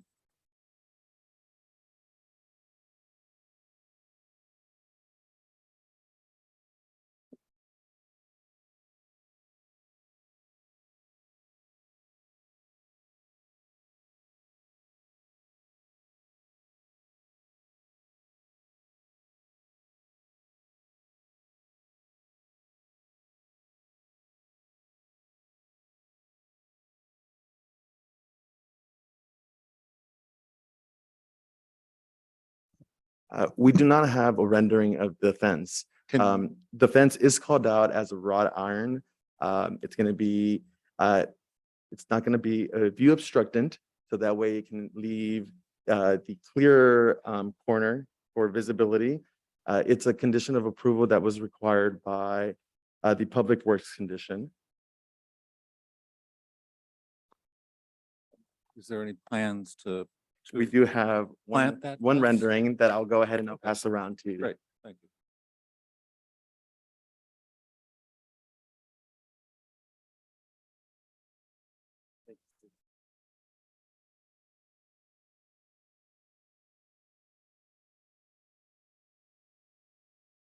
The fence height is allowed per code in a commercial property. The limitations to the height of the fence would be there if the property was adjacent or that side was adjacent to residential or any other development. In this case, they can have up to an 8-foot fence. However, the concern, and it is being mitigated through the conditions of approval, is more specifically for the visibility of vehicles and traffic going around. Sorry, I know this is your question, but because it's relevant to the fence, what's the purpose of putting in the 8-foot? Is it a security thing or why is it required under conditions of approval? Oh, the visibility refers to the fence being non-view obscurant.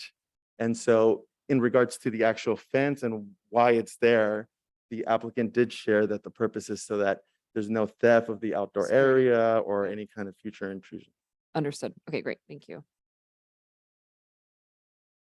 It's a pretty busy street too, so the fence would probably add some security for people that were on the patio, I think. Thank you.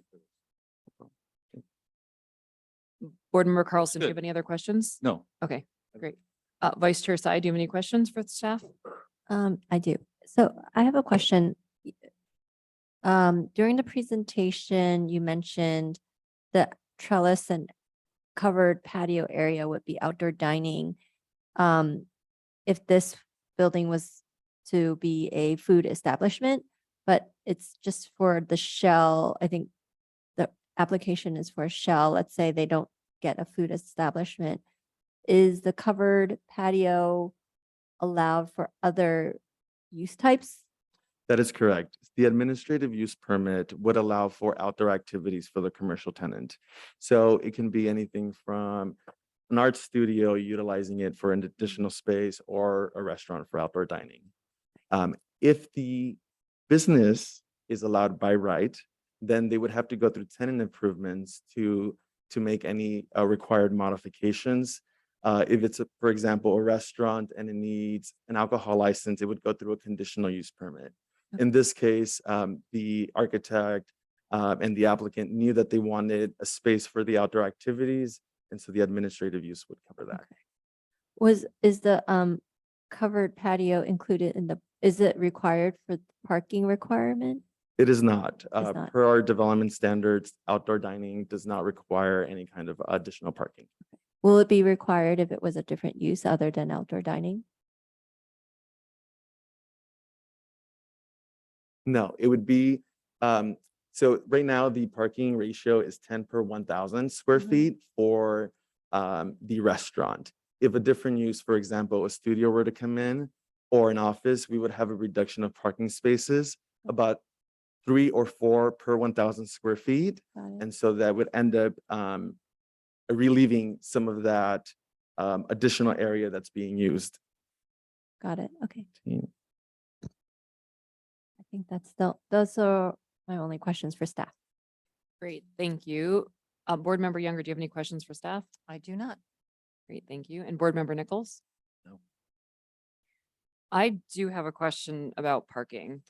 So I'm looking at this plan and the lot coverage is 21%. So when I first saw the plan, all I thought is we're creating a parking lot. Like this is a lot of parking for this tiny building. Is there any relief for anything within any, like I know with housing now, there's so many additional reductions that are allowed. But in this case, I just see a parking lot. So I'm curious, is there anything that can be done to reduce this amount of parking? As proposed, the project was designed to accommodate a restaurant use. And so right now it's meeting the minimum standards for parking for that use.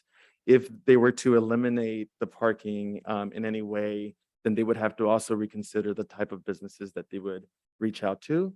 I think in regards to the design and whether the applicant is willing to reduce parking or consider a different use, I think that would be better addressed by him. Okay.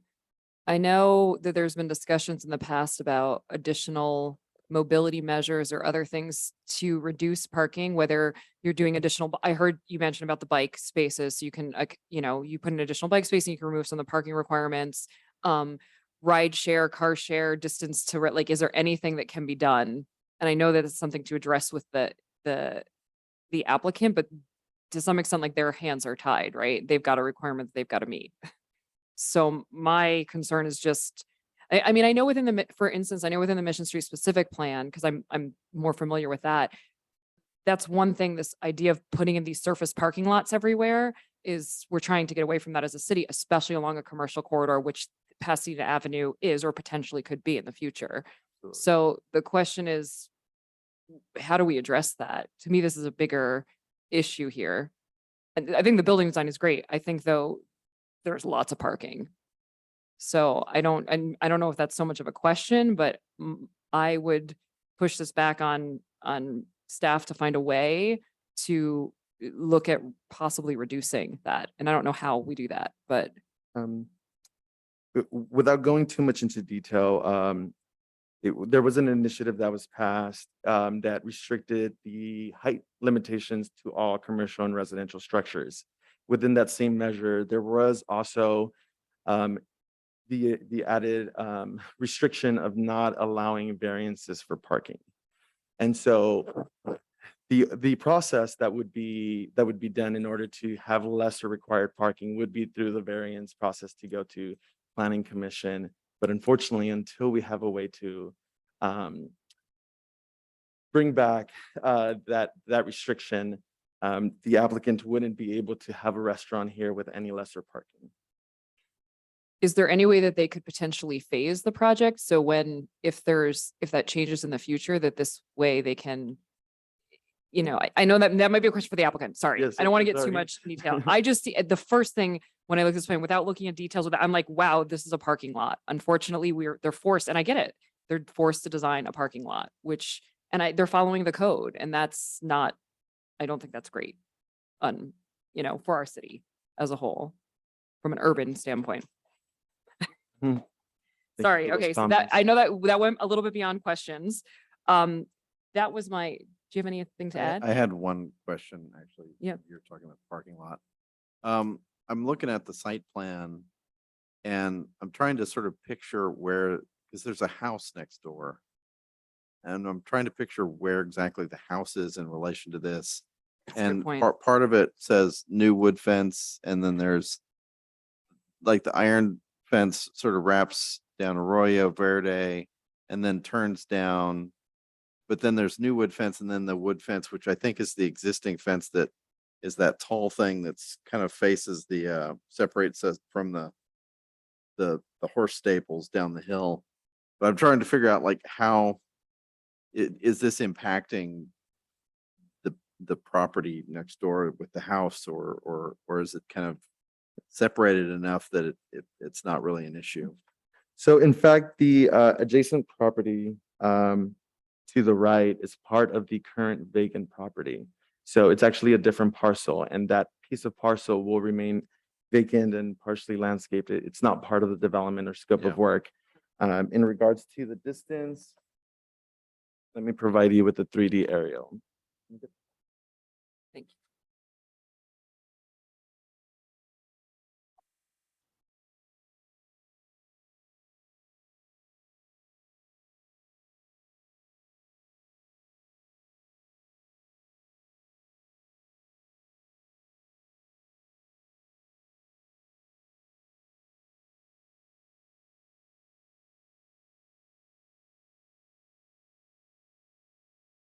The very last one, please.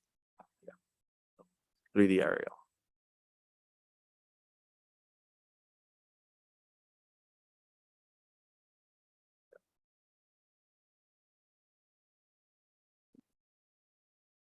So between the first single family residence and the subject site, you're going to see quite a bit of trees right in between. That's where we start seeing a lot of the vacancy that will remain.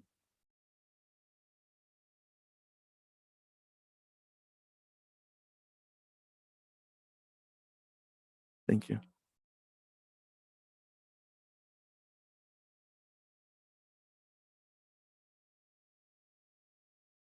Now, I know that you had mentioned, Commissioner, regarding the existing wrought iron fence and what's being called out as a new wood fence. And so in this area here, as I mentioned, it is part of a different parcel, and it might.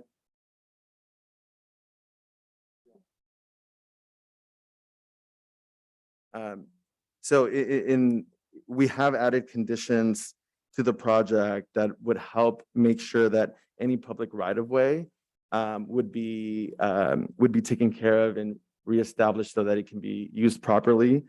Any added conditions that the board feels adequate can be discussed at this moment, specifically for that empty parcel.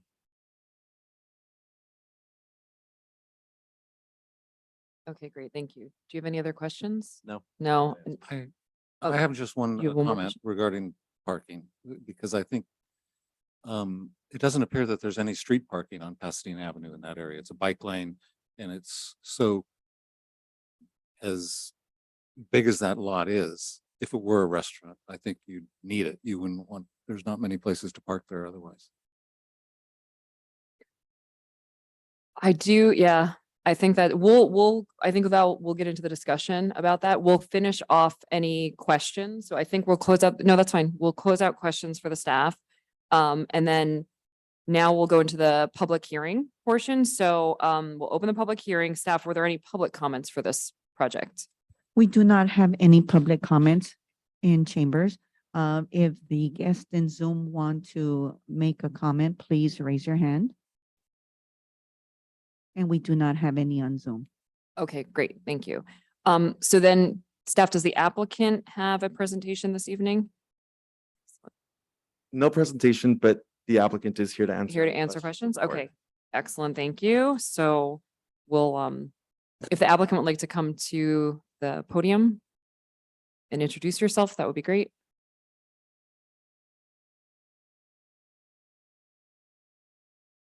Good evening. I'm Steve Dahl, architect for the property owner, Jeff Burke. He could not be here this evening.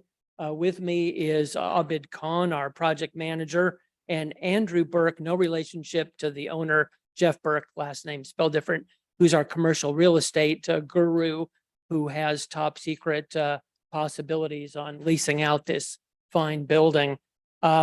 We have been working with the property owner, and it's nice that the aerial view is still up. The diagonal building across the street, so just up on the photograph from our empty lot in the corner, is also owned by Jeff Burke. That's 99 Pasadena Avenue. He's owned that building for a number of years and developed that. That is a very large tenant spaces, and he has some world-class studio people, kind of some West Side people have moved in there, some film people, graphic design. It's quite a mix. And what he's discovered is also with Ostrich Farm adjacent and all the other uses, there's no place to eat in that area. Abid and I have been working with Jeff for, I think, 6 years on this property. And we have an earlier design that Braulio, and thanks Braulio for all your work on this. We did get approved a 6,000 square foot, 2-story building right on the corner. And what a difference from what you're seeing tonight of a very shrimpy little building and the outdoor dining on the corner. The building before took up that whole outdoor dining area. And it was right before COVID, a startup kind of small office building, but then the need for office space has kind of gone away. And interestingly, with restaurants, Abid and I and our team over the last 33 years have done 112 restaurants in Pasadena alone, and just a couple handful here in town. And the real move for restaurants now, as you can imagine, is outdoor dining.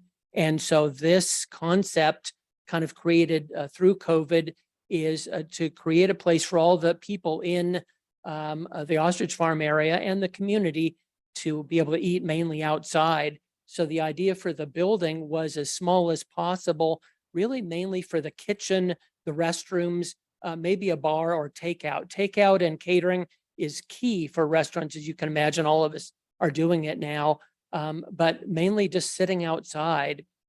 But I wanted to give you a little bit of a context that doesn't necessarily show up in the drawings.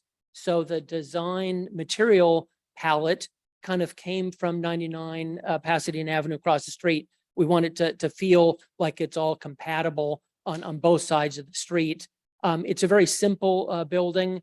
The previous design we did was also brick, the clear aluminum storefronts and some metal and stucco. So it'll all tie in as one campus. Also, interestingly, thank you, Chair, for the comments about the parking. As you're an architect as well, darn it, the first thing an architect does on a site development, working with a client, is you design the parking first. It's completely backwards. It's insane, and it's got to stop. You figure out what parking you can do, and what is left is the building. Unbelievable. And I wish there's something that could happen. Interestingly, we're doing a 400-seat restaurant at the corner of Fair Oaks and Bellevue right now in Pasadena, halfway between Del Mar and California. And Pasadena is changing the zoning in that whole area so that a restaurant only is going to require 2 parking spaces per 1,000. They have realized and have a ton more staff than we do. We have a wonderful staff, but they're overwhelmed and trying to catch up from when we had no staff at all. They realized during COVID that you wipe out all the parking lot, like say, for instance, Mama's, that we were the architects for. The parking lot is gone. It's an outdoor tent and it works just fine. Pasadena's figured that out and we don't need the parking that we've done historically, 10 parking spaces per 1,000 square feet. And that's gross. That includes all the back of the house storage and wall thickness and everything. So there's got to be something that can be done. But interestingly, on this site, another rule Pasadena has that South Pass might also adopt is they don't allow parking on a corner, and that's terrific. And we wanted the parking to be in the back. We don't want to see the parking. We want to see that outdoor dining, and that's the focal point. The building is rather plain and almost kind of a backdrop to that outdoor dining. We have a wonderful landscape architect, June Scott, on team, and the fence, and we have 3 different renderings in there. I don't know if you saw 3 of them. And as an architect, I want to do a really fancy design on that. But working with June, we realized that too, it's kind of like lettuce is to salad. It's the vehicle for the dressing, the other stuff. This fence is very, very plain because it's really to show off the landscaping. And we are planning on bougainvillea vines, different multiple colors on that. And also within the outdoor dining area, we want the landscape to be the focus. We're going to bring in a full-size tree. We're going to cart it in and crane it in and create the whole outdoor dining around that tree that she's placed there in the outdoor patio. And that's the focal point instead of the building that's just kind of a backdrop. The other interesting thing I wanted to point out, the whole reason for where the building is and where the parking lot is, besides not wanting to see the parking, this is not a flat site. And it's really unfortunate that the building that used to be there, Gino's Italian restaurant, that Sergio, our previous city manager, helped bring in eminent domain and was forcing the existing property owner at the time to have it demolished. The property owner did not do it. The city did it and then leaned the property to get the price for the demolition back out of it.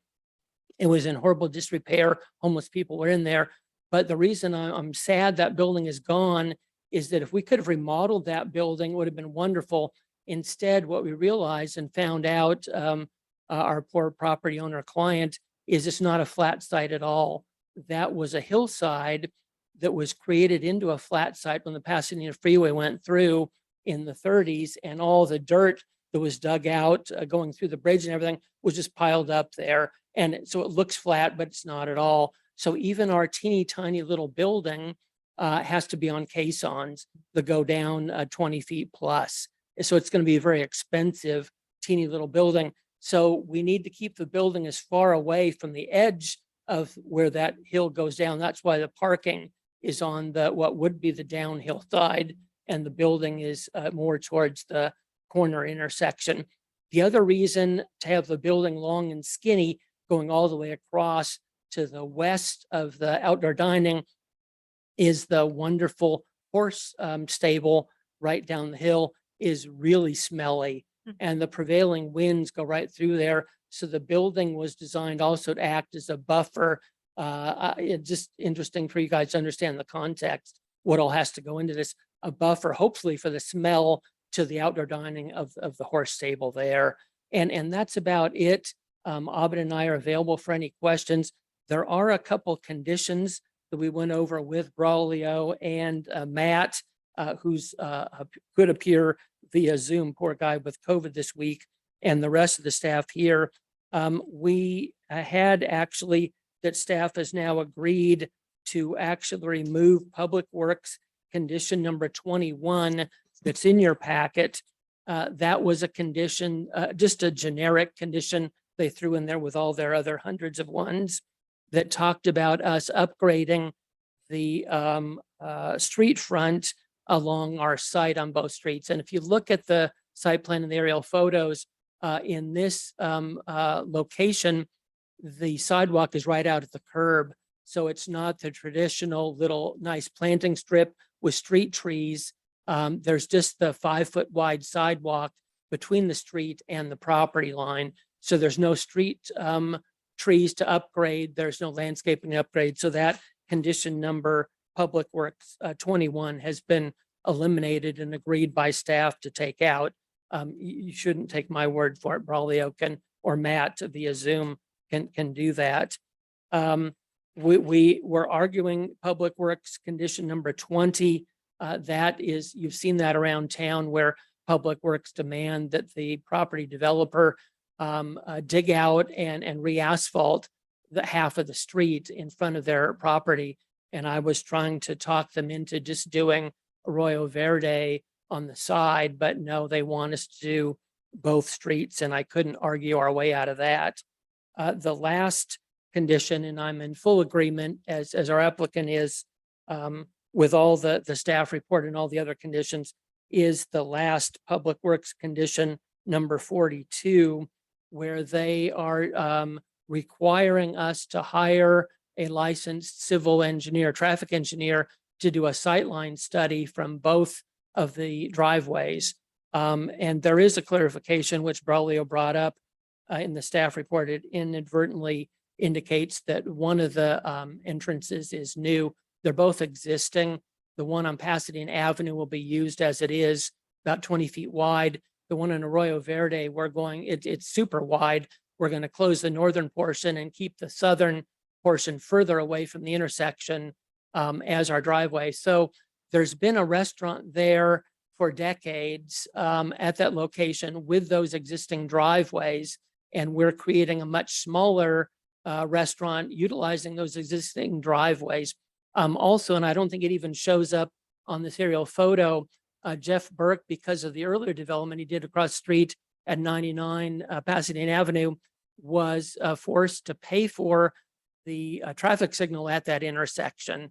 And so he's particularly not pleased that Public Works would now demand we do further work in the neighborhood besides the traffic signal that he paid for himself to do a new sightline study for many decades old driveways for restaurant use that isn't changing. So I'm still contesting that. I tried to talk my way out of that with both Matt and he with Public Works, and they're refusing to let that one go. But I have to put that into the public record because we're going to continue and try and fight that. Who knows what Public Works would come up with or what a civil engineer might come up with if we have to redo the whole neighborhood. I don't know. It seems a shame for such a teeny little restaurant, but I wanted to bring that to your attention. Okay, thank you. I think we'll now move into questions for the applicant. So we'll go through each board member. Board member Carlson, do you have any specific questions for the applicant? No, I don't. Vice Chair Sai? I do. I have a few. So the roofing is called out for the building is called out for built up cool roof. Is that like a torch down or something like that? Correct. Okay. And you won't see much of it because as we're hoping, keep our fingers crossed, we'll hope Andrew can do that. Restaurant use, we have a large mechanical area that's hidden. And then the rest of the roof that is sloping low to the south and high to the north to have those transom windows work to the north will be covered with solar panels facing to the south. So it'll be very little of the roof you ever see. Okay. And then for the patio, I noticed it was also built up roofing as well for the covered patio. Is that the same roofing material? Correct. There's a small flat portion of the roof. He's saying Yeah. The trellis will be open. Right. There's a portion that's solid. It looks solid And on that'll the just be plan. an And that's asphalt the torch same. down roof. Yeah. And again, Okay. it won't be seen by anyone from anywhere. Okay. And what is that? Is that, I can't tell from the drawings. It looks like it's like just a very thin material. What is that? Like on the underside? What is that going to be when you're sitting in the patio looking up? Oh, that's going to be a smooth finished stucco on the underneath side. Okay. But the flat portion of the roof will be flat, smooth. Flat Got it. stucco. And then so like if I was looking at the edge of it, it'd be stucco? Like There'll be a metal fascia around the metal outside of fascia that. around it? Okay. All right. It just looks really thin in the drawings, so I couldn't tell exactly what it was. And then also the covered area, I mean, the trellis is, it has like the shape, this really cool trapezoid shape of the corner, but then the covered area, I kind of was expecting it to kind of follow that cool trapezoid shape, but then it's like this weird rectangle that's coming out of the building. So I feel like that, I don't know what the inspiration was or the logic behind the two overlapping shapes. I think that's a great point, and it's a missed opportunity. Thank you so much for that. It helps having design professionals and fans on the board, and that's something that might make for a good condition, that a flat covered portion of the roof be more sympathetic and fun and playful with the open trellis, and maybe that's something we could follow up either with your wonderful staff or say a chair review. Thank you. That's a great idea. We'll have to put your name on that. And then another question about the outdoor area. So the trellis, is that like a wood or a Trex kind of material? Because the columns are metal. We hope to make the whole thing metal and Okay. thin walled. You guys know the wood trellis just doesn't hold up these Yeah. days in the weather. Okay, but it's a different color because in the renderings it's two different colors. So Yeah. it'll be a different color, but the Yeah. same material. Correct. Okay. And then, so my next question is, I noticed the drawings call out for silver aluminum storefront, but the renderings have a black frame, and it does look really nice with the black frame. So I just was hoping to see what I wanted to see in the renderings what it really looked like with the silver. Yeah, my son who's out with COVID this week did those, and I guess we'll have to slap him. Yeah, he didn't get the memo. Across the street at 99 Pasadena Avenue, here's the clear finish silver, Okay. and so the intent was to match that. But now that you mentioned seeing the rendering, that black looks pretty darn good and That does crisp. look really nice on the brick. And if again that sneaks in as a condition of approval, then so be it, and that might be a good working out as well. Yeah. The renderings, we do all the drawings and you do the rendering and you discover things, and wow. Yeah. Yeah. The black does look really nice, but I also noticed the bathroom doors were still like the silver color. Yeah, So and it's it like a needs to all mix. be consistent. Okay. Yeah. And then I noticed on the west elevation, there's like a stucco frame around the windows versus on the other elevation, the brick goes all the way up to the window, which that is like a preferred detail in my opinion, but I don't know why there was two different detail for the different elevations. Notice that too.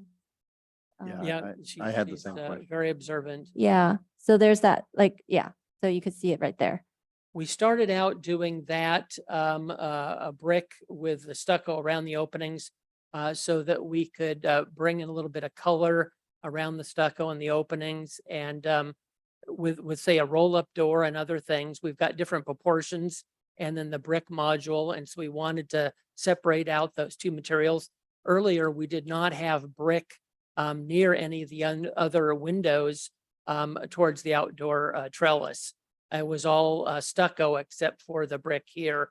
And later we realized that it really needed the brick all the way around.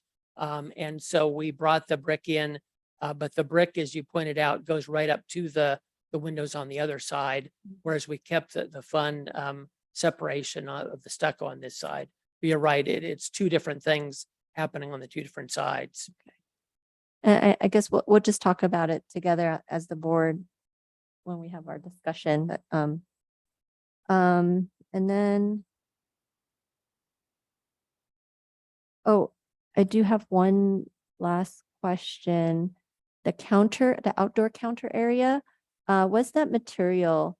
I don't see it called out on the drawings, but I see in the renderings, it's a different material where the outdoor counter is. Yeah, it's like next to the bathrooms. It's around the corner from the bathrooms. Yeah, what we built that in, all the seating will be flexible. That's really our outdoor service station, where all Right. the wait staff. Right, that does makes sense. everything. I was just curious what the material is. I think we envision that as a sealed concrete. Okay, so it looks like a tile, but This area here you're talking about? yeah, That yeah. cove? Yeah, Right at the the corner. cove. Yeah, it And looks, so I don't think we have okay. clean washable Yeah, for the so health department. Okay. And I don't think we have a sample of that tile No. on our material board, so we need to Okay. do that. And the material board, I noticed there's a paint color. I don't know where that is. Where does that paint color? There's a Dunn Edwards, like kind That of like a, that's on the stucco color. oh, that's the stucco color.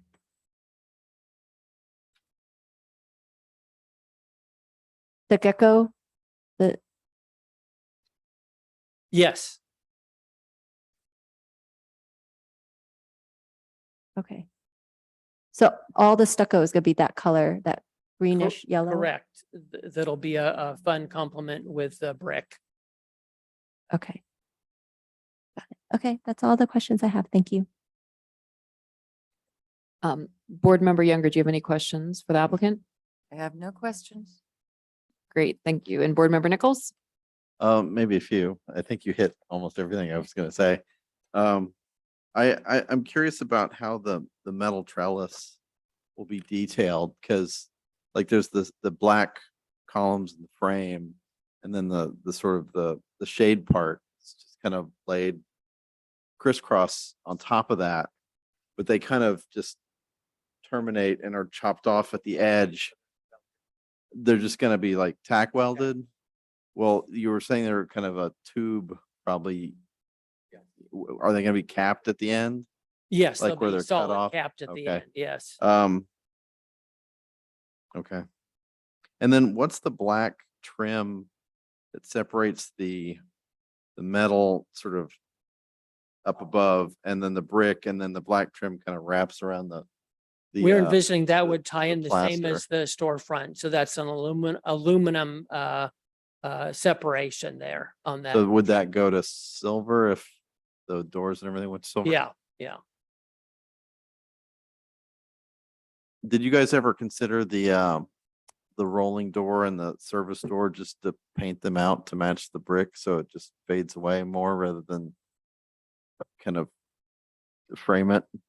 No, we really didn't. I really like to call attention to the function of buildings, and I didn't want to hide that. You paint it out, you're still going to see it. Yeah. So I wanted to make it obvious and call it out myself.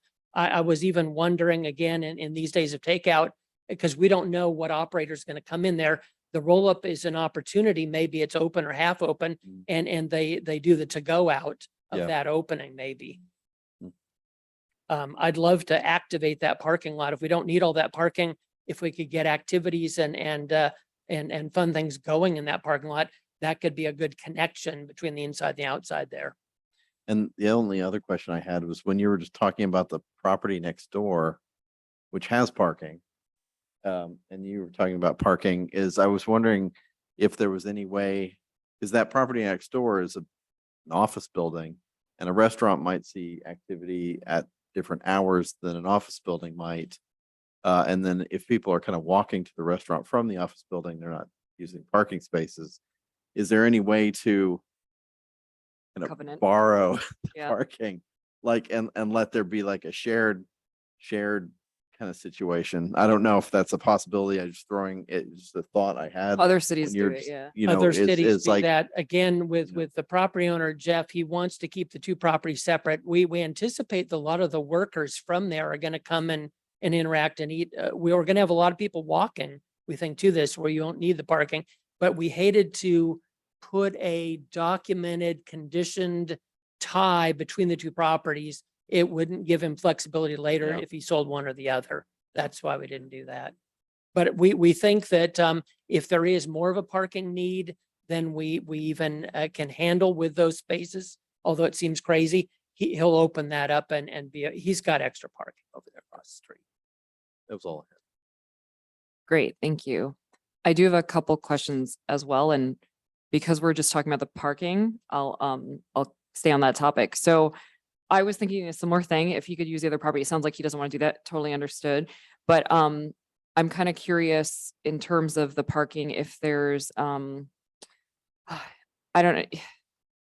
I don't know if there's anything to be done. I know this might be more of a question for staff about doing a traffic study that's specific, like instead of doing like prescriptive versus performance, doing a performance analysis of the traffic to say, hey, we really actually, for the size restaurant, only need 10 parking spaces, not 19. And so can it be specific to the lot as opposed to a general, requirements within the zoning code? I don't know if that's allowed. I So, think we need to look at the whole zoning code and see what other cities are doing and what's happened during COVID. And then with ride sharing, I have 3 adult children that like to go out in the evening to say hit a bar or something, and they don't drive. No, I mean, exactly. they always do ride share. A lot of young people, even older people, do that. Even going out to dinner, you have a couple drinks, you don't want to drive. So I think more and more we're going to be needing to look for other uses of parking structures, maybe turning it into housing. Yeah. Don't get me started on this parking. You'll see not only do we have this stupid big parking lot, but every 4 spaces, there's that big peninsula in the tree that goes out, which breaks up any use of, say, putting a tent out there. Other cities will allow us to group the landscaping off to the side or something, but no, also an earlier design, and it's not Braulio's fault. Wonderful, tough love with him with the code. We had gravel in the parking lot. We wanted it to be natural and percolate, not allowed in the code. So it's all got to be paved. So there's a lot of problems with parking in the city, and we need help with it. And you guys can be a big help to push that for the city to do something. Yeah, I don't disagree with that. I know that's a bigger And a item traffic to study, address. I've done those before, and holy cow, as you may know, it really starts at about $10,000 or $15,000 and takes months of time. And there's only certain times you can do it when school is Yes. in and not holidays. And it's a huge. Putting it on the onus of the individual applicants is not the way to go. It's really a citywide $15,000, thing yeah, that needs it's a to be citywide thing. addressed. So I Or even a agree. regional thing. not Regional, just- yeah. yes, sorry, I shouldn't even say Yeah. it is a regional thing. But then getting back to specifically the project, so I just think it's really unfortunate that we have a huge parking lot there. So that's one thing, but segueing into that, I see this, this is a triangular site, and so you've got Pasadena Avenue, and I really get the sense the way that it's laid out is you've got the bathrooms along Pasadena Avenue there, and to me, that's a little bit of a lost opportunity. You want to kind of see that indoor outdoor space, especially if we are going to treat Pasadena Avenue in the future and we're zoning it to create this commercial corridor. You'd almost want to have there may be a reason for it, but my sense is you'd want to have some visibility there. I know it's a really tiny spot, trying to fit all the program in and make it work is challenging on a triangular site. Totally understand that. But I almost wonder, instead of treating Pasadena like the backside, if it becomes, more like an L shape in terms of programming, and there is this visual indoor outdoor. So I don't know if that was thought about, or if there's a reason why the bathrooms are right along the street there. I'm just curious. It's a great question. We struggled with that too. As you know, a tight site, where do you put the back of the house? So it's really complicated. There's so many things that go into it. Is the indoor outdoor was critical at the entrance to the south. The fact that we're dealing with solar, we want the roof to be low in the south and high in the north. The bathrooms were tucked underneath on the north to create a loft above them so that all the transom windows can come in to that kitchen area on the, really it's a 2-story portion to open all that up.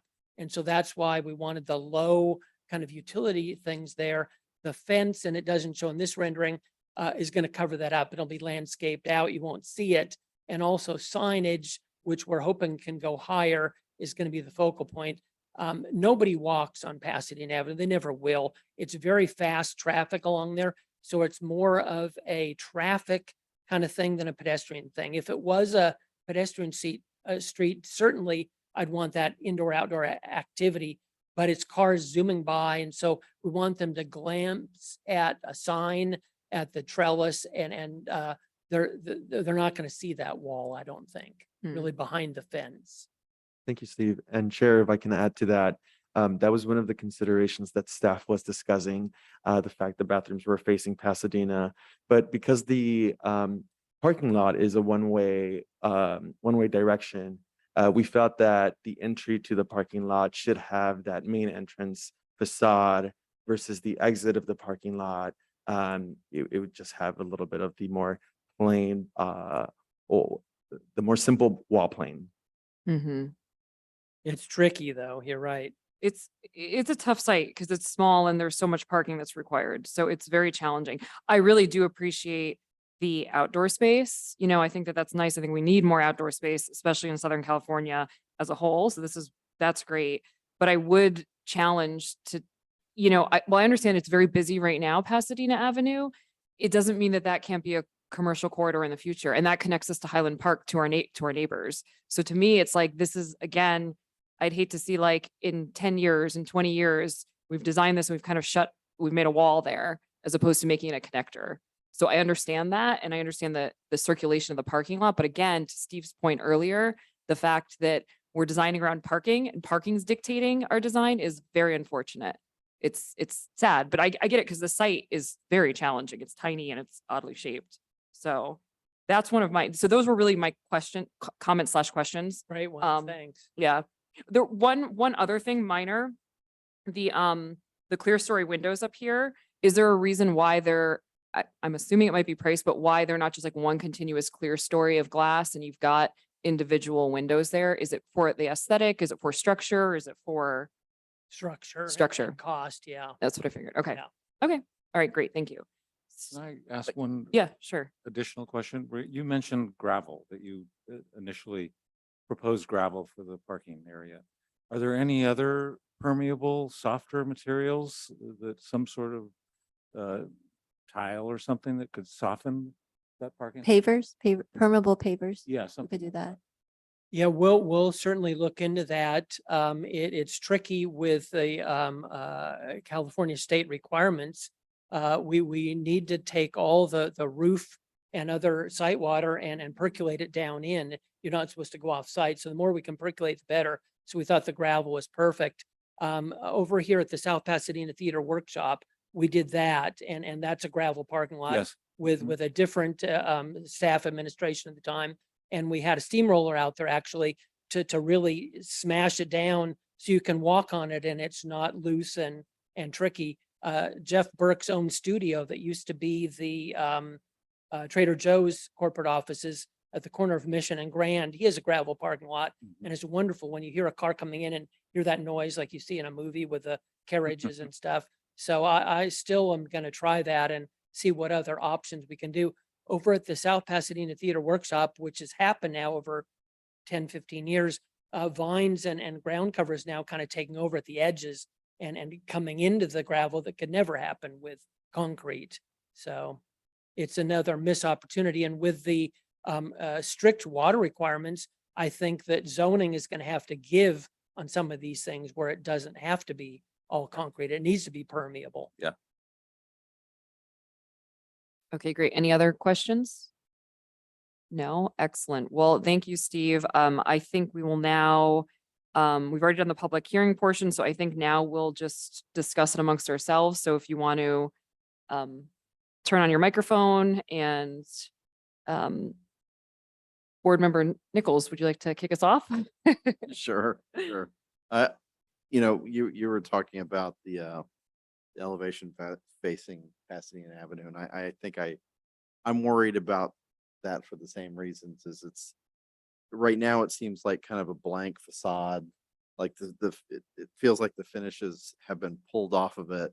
So it's like the one spot where you've got just all plaster, and I appreciate the fact that the restroom doors themselves are tucked inside. When I was first looking at it, I was thinking, why not just take the metal panel all the way down and let there be kind of the metal panel boxes kind of inserted into a brick box. And then you at least have kind of what seemed like a more, a nicer material in that facade, and maybe lining the bathroom up with the clerestory opening so it feels more kind of intentional.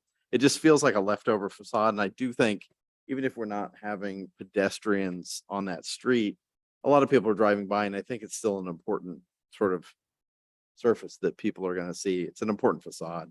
I really am excited for the idea of there being a building on that lot, because it has been such a sort of like a lost tooth for a long time.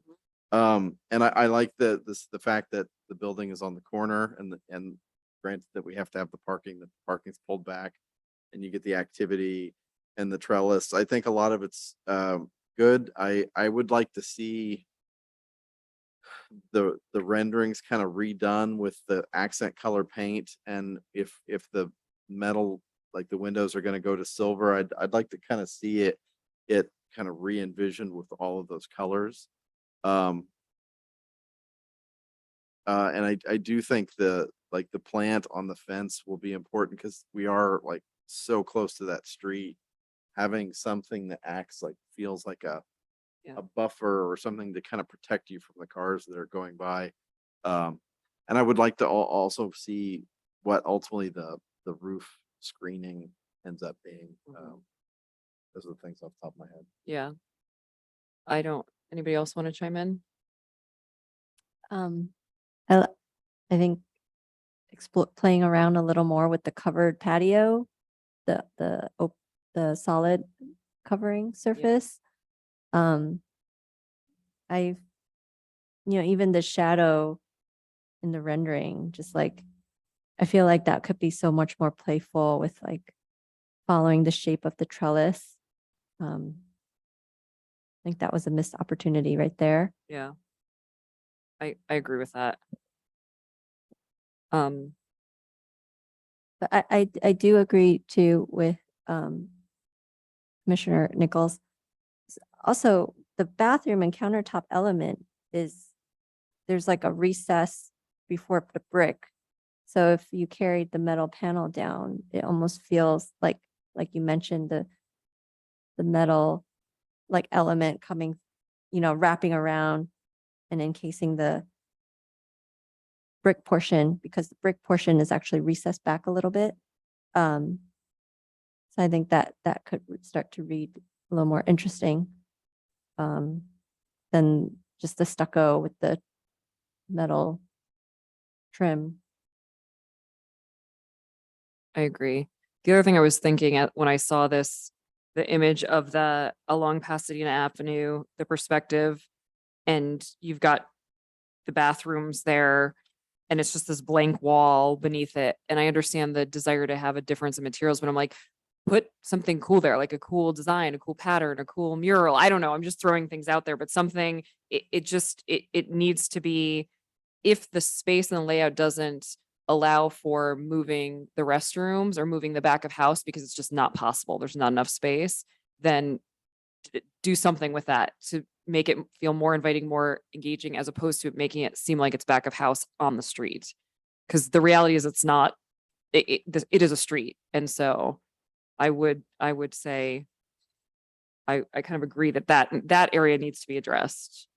And I would recommend taking the stucco frame away from, and just having it read that, the same as the other elevation, the patio side, where the brick comes up to the window. Especially at that corner, there's like right on one corner. There's the one that has no frame, and then you turn and it's like a foot away and it's got the frame on it. I think that's where it really jumped out. Because the window is so close to that corner, right? Those two windows. Yeah, I agree. I think that the desire to have variation, right, in materials to make it look more exciting is great. But in this case, you've got the metal above, you've got the brick, you've got the punched openings, the windows. So I think there's enough variation there, as opposed to introducing a stucco, like a third element. And the roof, I think the roof is done really well in terms of a massing. It's interesting. It'll be great when you're driving by. You've got these two different planes that are coming into one another. So that alone, just the massing, gives it that level of variation and that level of like, it's dynamic in that sense. So I don't think you need to introduce another material around those openings. Any other comments? What is the material of the solid structure of the awning? The pergola?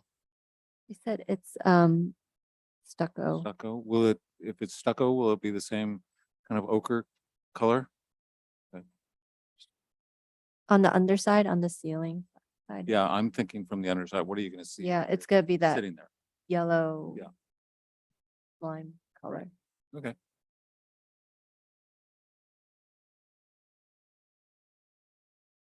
How do you guys feel about the color, the stucco color?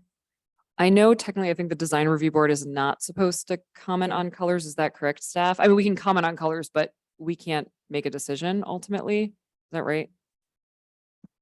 I think the way that I would describe it is that there's no regulations to dictate color within our municipal code. Okay, But it is within the right of the design review board to evaluate whether the design and color matches the Okay. neighborhood. okay, I just want to check. Okay. Mm. I love that color, but that's me personally, and I understand that I do too. for some people, it may not be. Yeah. That's the whole kind of puce color that people are often have, but I like it. And I think it would tie in well, especially it would be great to see the renderings with the fence and the landscaping, because I think that will tie in well with the greenery, depending on, I think. Yeah, I think it would contrast well with the reddish tone of the yeah, I want to overhead. see it all together with the right Yeah, window finish. yeah, I think that that would be great. Yeah, and an update. It sounds like we're looking for an updated both rendering and just kind of clarification on some of those. So how do you guys feel for the windows, the black versus silver? For me, that's a tough one because the black looks really nice, the Yeah, it contrast. does. And so, and I know silver is pretty standard, especially in these like office buildings and the building across his building across the street. It's kind of typical, but I kind of like the black. It gives it more of a contemporary feel. I do, especially if the trellis, also the columns will be black, but then the horizontal members are that like, it complements the brick. So I feel like that kind of ties the Mhm. building and the trellis together. Because then if the windows are silver, it's going to read as like a different material. Yeah, I agree with that. Black is nice. It lends a sophistication to the whole thing, Yeah, especially when you have that pop of the, that sort of chartreuse. yeah, It'll be nice. I think that will be It would nice. be nice if you. And then it'd be interesting to see with the wrought iron fence together too, because that's also, that brings in the black element. And then it's going to have all these like vines weaving through it, so that Yeah. would be pretty. It will be pretty. The one thing I will say about that, the one of the challenges is maintenance always of that, like the vines and on the fences. So really kind of understanding that and the impact, because the reality is sometimes you plan for that and that's not what happens. Then we may end up with a black wrought iron fence. And so it's something to just keep in mind about the landscaping and how that's incorporated and the maintenance of it. Because sometimes it doesn't. So we just have to know that that may be an option. If we're doing this wrought iron fence, that might be what you see. And I understand the need for security. So I'm not saying like it makes sense to me to put a fence in there, but really I think we do need to see the design of the fence and make sure that it's something that we're comfortable with. Yeah. Thank you, Chair. And just to make sure that I clarify, renderings, they tend to be almost just an example of what would be proposed. But renderings don't tend to be accurate because of the complexity that it comes to developing them.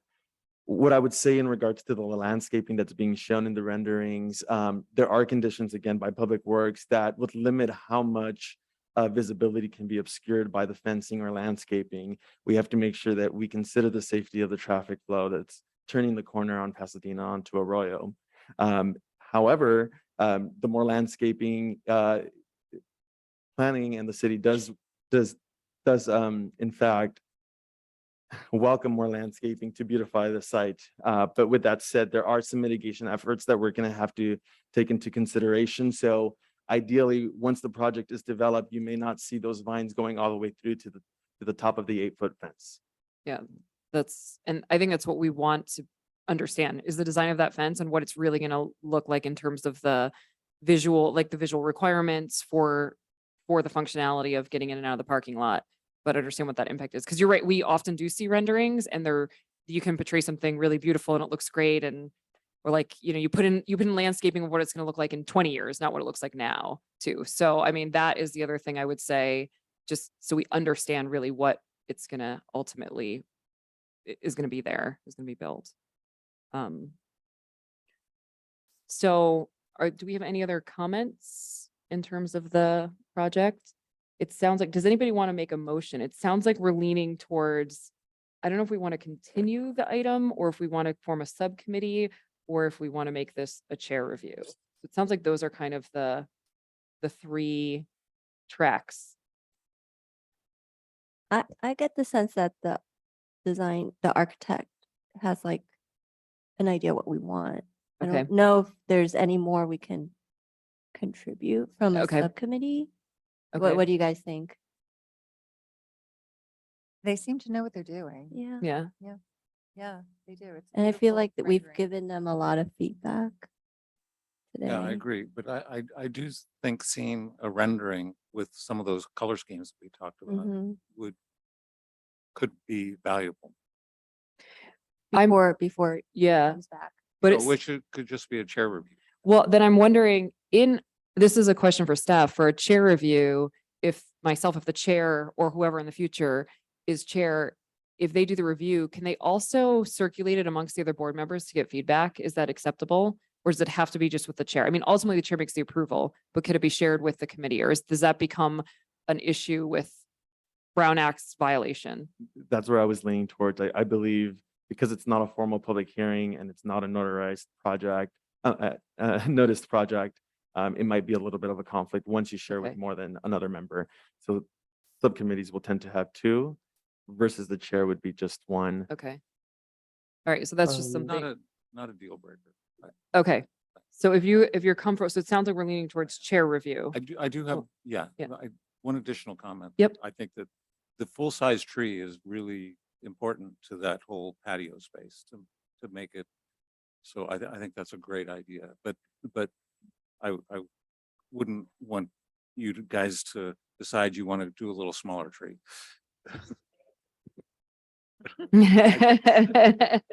We could do that. I We can think- make it a condition that it's Yeah. a certain, I'm sorry, I am not an expert in landscaping, so I don't know the gallon size that would be in terms of requiring the certain size of the tree. So, This is a pretty big tree. It's like 48-inch box And- tree, something like yeah. that. I was also curious, like, does the tree come first or the trellis? That's. Right? I was really, I was like, I know architects are not in charge of like the means and methods, but that crossed my mind. It's a good point. It's a very good point. Yeah. Yeah. I guess, I think that's. The tree way would have to do be it. there and they build around it. We could condition that. Are there any other conditions we want to make? It sounds like that's really just, the other ones are just recommendations, suggestions, and for either whether we choose to do a subcommittee or whether we choose to do the chair review, but that would be the only condition right now, right? The tree, Yeah. size of the tree. Think so. Think so? Yeah. Okay. The condition for the chair review? Oh, I guess technically we don't No. have to condition it today. If we're continuing Yeah. for a chair review, we yeah. don't have to condition it. Or, If, right. if I may, I think we could in fact add conditions of approval right now. Okay. Specifically, for example, the removal of the stucco, the minimum size of the landscaping. Okay. And ultimately what you'd be doing in this hearing is you'd be approving the shell and the overall design of the property. However, the architectural details and articulations would be decided through the review of would be finalized through the review of a chair review. Okay. I think, so does that make sense? We condition the size of the tree. I'll be honest, though, I can't make I guess we could say 48-inch box. I don't know. I don't want feel to. like the architect has a feeling of how big it should be, you know? I don't think. Looks like Steve wants a big tree. Yes. Yes. So we can, we can condition that, but I don't know if we have to put the specific size in that condition. I think it gets to That's gallons. a subjective Gets to term say. because we can't really say, Mhm. if we say a 48-inch box tree, that could be 6 feet tall, it could be 10 10 feet tall. Yeah. I think it's Maybe the all condition can be that a final selection of the tree can be brought to the chair review. I think we do that we make it a condition that the size of the tree has to have a minimum requirement per the chair review. Can we do that? Okay. And are we leaning towards chair review then as opposed to subcommittee? All right. So with that being said, Well- who wants to make a motion? Well, I think Brian and I both mentioned we kind of wanted to see it too. Oh, so you want to do a Like subcommittee, you with think? it, like, right? Is that what, I wouldn't mind seeing it. I so, wouldn't mind yeah. seeing it too. I'm all for that. So it sounds like then we're leaning towards subcommittee. So do we first make the motion for subcommittee and then figure out who's on the subcommittee, or do we Does it matter in terms of order? First would Madam be the Chair, motion to if I, take the- Madam Chair, if I, sorry. Yeah. I know I'm away, can be in person. Apologize for that. So if I may, so what happened in this case, we need two motions. One is to form the subcommittee and also who the subcommittee members are going to be. And the other item will be, do we continue to a day certain or to a day uncertain, which requires a re-notifications. So I think we need two separate motions. Okay.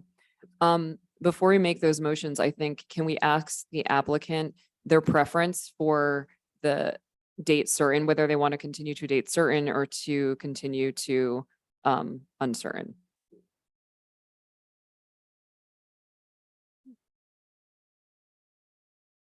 Yeah, I don't want to renotice. So if we do set up a subcommittee, I think it'll just be at the discretion of the subcommittee. And these days, everything's via email. And so we're going to email to you guys. And I don't think we need a date. And once we give you everything, there may be even a little back and forth. And to the public and the staff, we have a great team. This is a good, tough love subcommittee, and you're going to be tough on us and hold our feet to the fire, but it might take a little back and forth because you know what everyone wants. So we'll show you something and then you may say, well, can you tweak this or that? And so it's not going to be really a set meeting. There's going to be email back and forth. So if that's okay without a set date. So is that a date uncertain? That requires uncertain. renoticing though, or no? For the next hearing, I think. Madam Chair, so Yeah. I have a suggestion, maybe Yep. the board can look into is maybe continue to the next regular DRB day, which on October 6th. And that will give DRB and the applicant about a month to work on the changes. If needed to be, we can always continue it again to November. So in that case, we don't need to notify. Okay. If the applicant's okay with that, then I would be okay with that if everybody else is. Okay. So it sounds like we'll do that. So then is this technically a continuation of the item, but also forming a subcommittee? That is correct. Is that And what we're at this saying? moment, we won't need any conditions of approval added. That will Okay. be determined in the next hearing if still needed. Excellent. Okay. So I will take a pass at the motion because this is very confusing. Sorry, I've confused everybody. So I will make a motion to continue the project for the October, I think the date is October 6th, the October 6th Design Review Board meeting. And we will continue at that point. And additionally, we will also form a subcommittee and we will decide currently who will be the members of that subcommittee. So that's the motion. Do I need to take a second motion to approve that and then we'll form the subcommittee? It would be all under one motion. Okay. So then let's discuss the subcommittee. Who would anybody like to volunteer to be part of the subcommittee? Typically two people. It's typically two people. I'd volunteer to be on the subcommittee. Okay, great. So we have board member Nichols has I'll volunteered volunteer if no one else wants. and vice chair Sai. So we formed a subcommittee to review the project with the applicant. And so that was the original motion. Do I have a second? I'll second. Excellent. So we will then continue the item for the next regularly scheduled design review board meeting. And we have formed a subcommittee with two of our board members. So I don't believe I need to call out, we haven't passed it on a vote, so we'll just continue the item moving forward. Correct. Okay, great, excellent. We need to do roll call though for that motion. For the continue. correct. Okay, so staff, can we do roll call for that motion?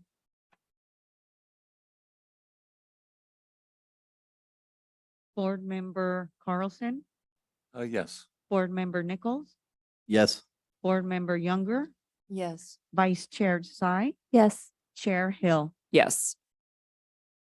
Motion. So the motion is, it's been approved to continue the item for the next regularly scheduled design review board meeting, and a subcommittee has been formed who will work with the applicant. Thank you.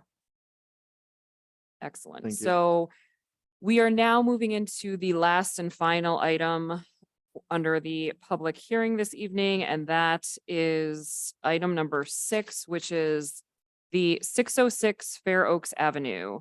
This is to allow for the remodel of 2 existing buildings. This is in front of Bristol Farms, and there was additionally facade improvements. So staff, if there's a presentation. Good evening, commissioners. My name is, I'm joining remotely. Good evening, great. commissioners. My name is Carolina Gorska. I'm a remote planner, and I've presented a few projects before you. And today I have the pleasure of presenting this one. So I'm not controlling the presentations. I think Matt said that I could say next slide. I don't know if I should wait for it to pop up on your screens. It looks like we're just getting it. Hello, set up. Okay, so I'm just going to wait for him for the presentation to show up. You Thanks. do have control of the presentation. Oh, I do have it. Okay, let me see. I don't. Sorry, I had just emailed Matt a few minutes ago and he said he would do that. So Carolina, Yes. Sandra. We can take care of it as Lily? well. Yeah, Sandra, can you run a PowerPoint for Carolina? Yes, thank you. I appreciate that.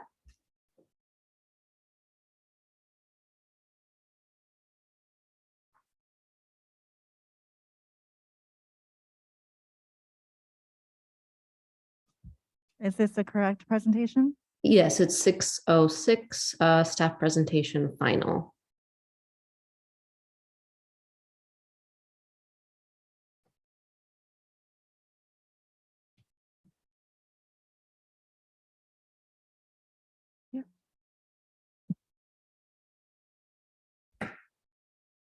Okay, please let us know when you would like us to move the slide. Sure. Is it on your screens? We can see it. Oh, you can see it. Okay, great. So good evening. This presentation is for 606 Fair Oaks Avenue, project number 2431 DRX AUP admin mod. Next slide. The project involves an application for a design review, an administrative use permit, and an administrative modification. The project involves two buildings, Building A, which is an existing Bristol Farms market, and Building B, an existing multi-tenant commercial building. No new square footage is proposed and no existing trees will be removed. The remodel includes, for Building A, a new exterior color palette, the removal of a glass canopy along the south side of the building and replacement with a new covered entry tower and open trellis, a modification of the storefront, and a new 409 square foot outdoor dining patio and trellis, which requires an administrative use permit. And the patio trellis includes a 29.5 square foot sign that is being processed through an administrative modification permit. And Carolina, I'm gonna Sure. pause you for a second. Yes. It seems like we are not screen sharing. Oh, okay. Sorry.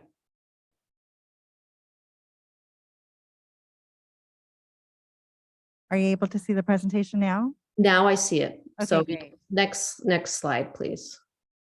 So, yes. So then I just went through no, sorry, if we could go back one more, there you go. And then for Building B, what's being proposed is the exterior new paint. The existing glass canopy is going to be cleaned and waterproofed and sealed, and the existing concrete columns and concrete lintels will be painted. The project is categorically exempt under CEQA 15301, Class 1 existing facilities. Next slide, please. The project site is located at the southeast corner of Fair Oaks Avenue and Gravalia Street, just south of the 110 freeway in the upper Fair Oaks commercial subdistrict, and it's surrounded by retail uses on all sides except for multifamily homes adjacent to the east side of the property. This slide shows the aerial outlined in green. Next slide, please.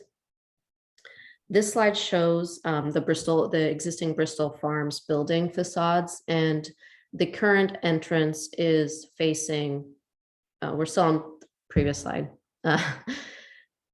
Okay, so this is the entrance is facing the parking lot, facing Building B. Next slide. And this is the multi-tenant commercial site. most of the storefronts are facing the parking lot. And this is the next slide, which shows commercial buildings along Fair Oaks Avenue adjacent to the site and just north of the site. Oh, it's going really fast. Sorry. Yes. Next slide. Okay. This shows the current proposed site plan. As you can see in orange, I have highlighted a new proposed accessibility path, a new sidewalk. In red, the new bike parking that is being proposed. And in yellow, I've highlighted the location of the proposed outdoor dining patio.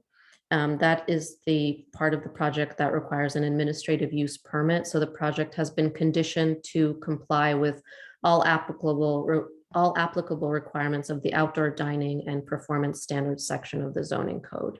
And I've included the hours of operation on this slide. Next slide, please.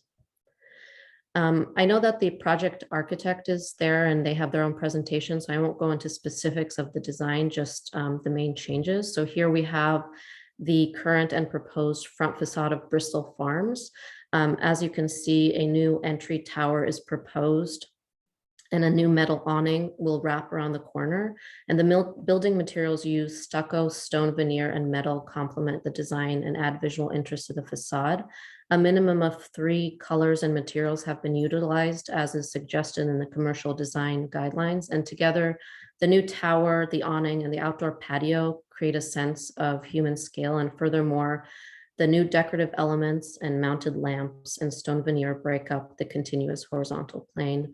This is the next facade on the west side that faces Fair Oaks Avenue. Here you can see where the new outdoor patio is proposed at the bottom.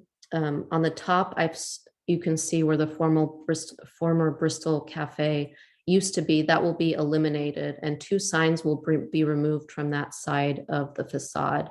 They're also adding new windows, so that activates this facade facing Fair Oaks Avenue. 1 sign is proposed for this facade. It'll be the only sign proposed on the side. Next slide. That's above the patio. And next slide. This is the sign that requires an administrative modification because currently commercial uses are only allowed 200 square feet of signage. Bristol Farm already has over 533 square feet of signage. So in order to add an additional sign, which is 29.5 square feet, they need to go through an administrative modification, and the director can approve no more than a 10% increase in the non-conforming use. This is less than 10%. It's a little bit over 5%.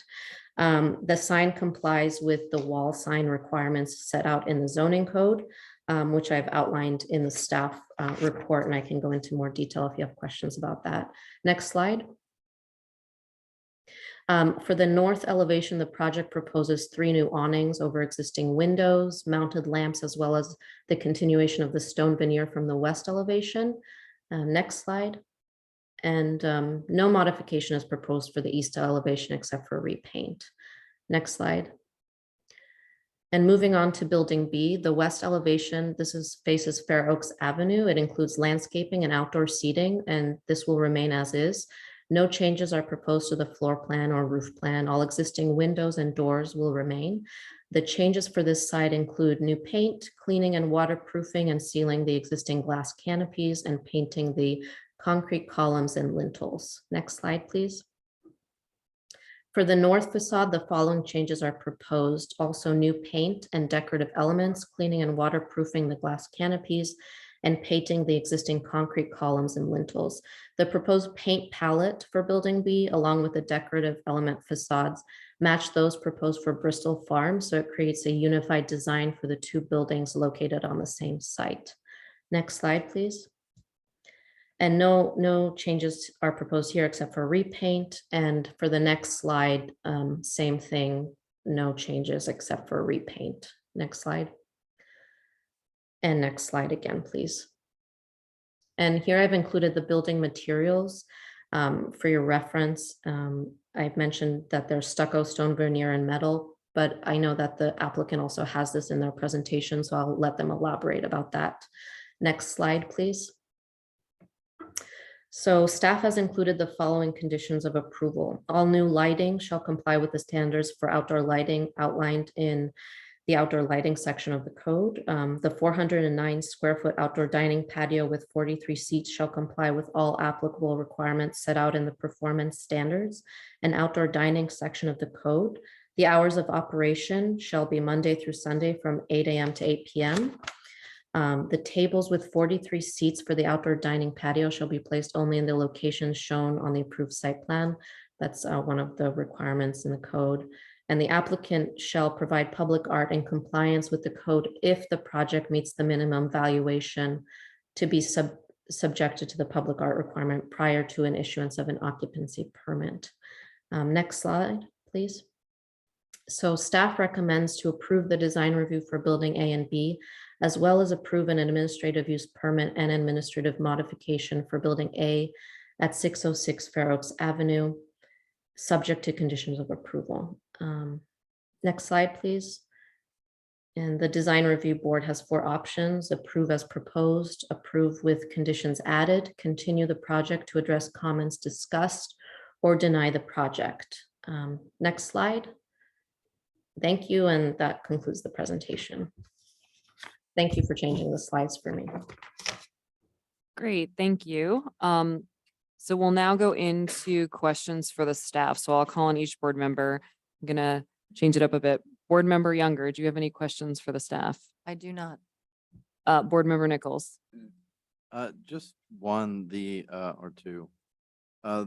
It looks like the main grocery store building has plaster over the block that's on it now, and then that's painted because the block pattern's gone in the elevations. But the elevations, the new elevations for the little the other smaller building, it just says paint, as far as I can tell. Are they just painting the block? Is that one not getting the plaster? I believe so, but I would. If The I'm reason I ask is just because the elevations don't show the block pattern anymore. Yes, I understand. You know, I believe it's only being repainted, but I would have to confirm with the applicant. Okay. And then do we have any more information on the decorative facade elements, what those are? You know, it wasn't included in the color and material palette. They look like, again, I would defer to the applicant in terms of whether these are you know, already chosen. It just says new decorative facade element to match Bristol Farms design. They look sort of similar. I'm not sure if those are flexible in the design. We could definitely condition that. Okay, thank you. Any other questions? Nope. Okay, great. Board Member Carlson, any questions? No questions. And Vice Chair Sai? I do have one, actually, I'll save this question for the applicant. So I think that's no questions for staff. All right, so we will now move to the public hearing portion. Staff, were there any public comments for this item? Yes, there is. We do have one public comment. Mark Giles. Oh, I'm sorry. And he's also the architect. Okay, so we don't have a public, okay, so no public comments in the chambers, but do we have public comments on Zoom? If any guest on Zoom wants to ask a question, please raise your hand. We do not. Seeing none. Okay, great. So then we will close the public hearing portion. And now, does the applicant have a presentation this evening? Yes, he does. Okay, great. Thank you.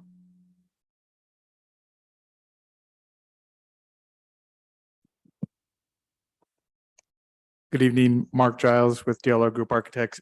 I do have a presentation. It's really the same thing that's been presented.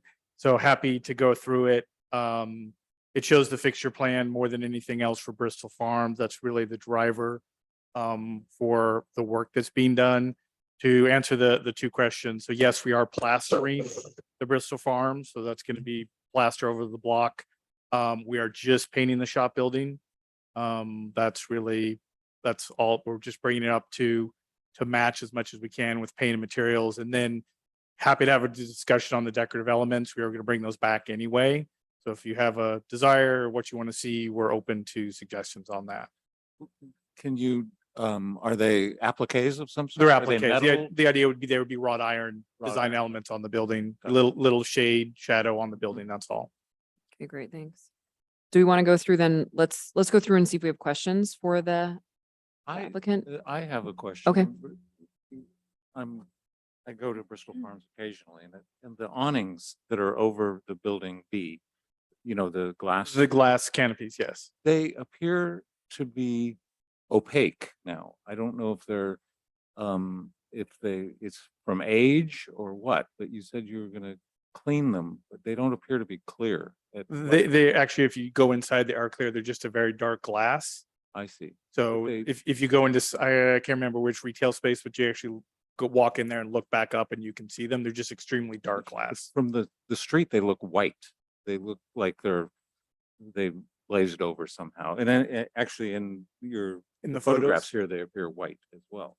Yeah, we're not doing anything. We're not touching it. It's Pandora's box of problems if we open those up. I see. So the idea is to clean them, Clean 'em. waterproof them. They've been a design issue from day one on this, hence why we're removing them on the Bristol Farms. Yeah, it's a shame they can't be removed off both buildings, but I would understand Yes. why they couldn't. Any other questions for the No. applicant? Vice Chair Sai, any questions? No questions. Board Member Younger I have no questions. and Board Member Nichols? Just one on the big facade, because on the facade facing Fair Oaks, it's probably the most prominent facade, and the where I guess the original cafe is being demoed and filled in. There's only that's kind of a big facade, but there's only one of those decorative elements on there. It just seems like, did you guys consider doing more over there to kind of Happy to do more. Yeah. Happy to do Yeah. more. just to So- kind of like So what's happening is right now there's two levels between the Bristol Farms and the cafe. We're gonna dig down the cafe, so it's all one level. And then right now, if you're aware, sort of as you walk in between the main market and into the cafe, it's a very narrow opening. We're basically widening that entire opening. So the idea is that we're reorienting the entire fixture plan of Bristol Farms to be more open. So there's a better connection from the front of store all the way back. New food islands, new beer and wine sales, everything else like that. So the entire fixture plan is basically a brand new Bristol Farms inside. that was my only question. Great, thanks. I do have a question about the outdoor seating area. Can you access, and I apologize, maybe I missed it in the plan. Can you access behind it? So between the building and the outdoor space, is there a walkway? Between the building and the patio, there's Yes. a walkway, there's the existing sidewalk, and then on the walls that face the parking and drive aisle, it's blocked off, and then there's a planter on the Fair Oak side. Okay. I bring up just one thing. One thing that I've noticed was I think you put, you've got the accessible parking spaces across, so you have to walk across the drive aisle. Can you put it on the side of the building? So I don't know. Sometimes you don't have enough space there. We don't have enough space Okay. and the grades are challenging. So we're Okay. trying to put them where we Understood. could meet the 2% cross slope. and Yep.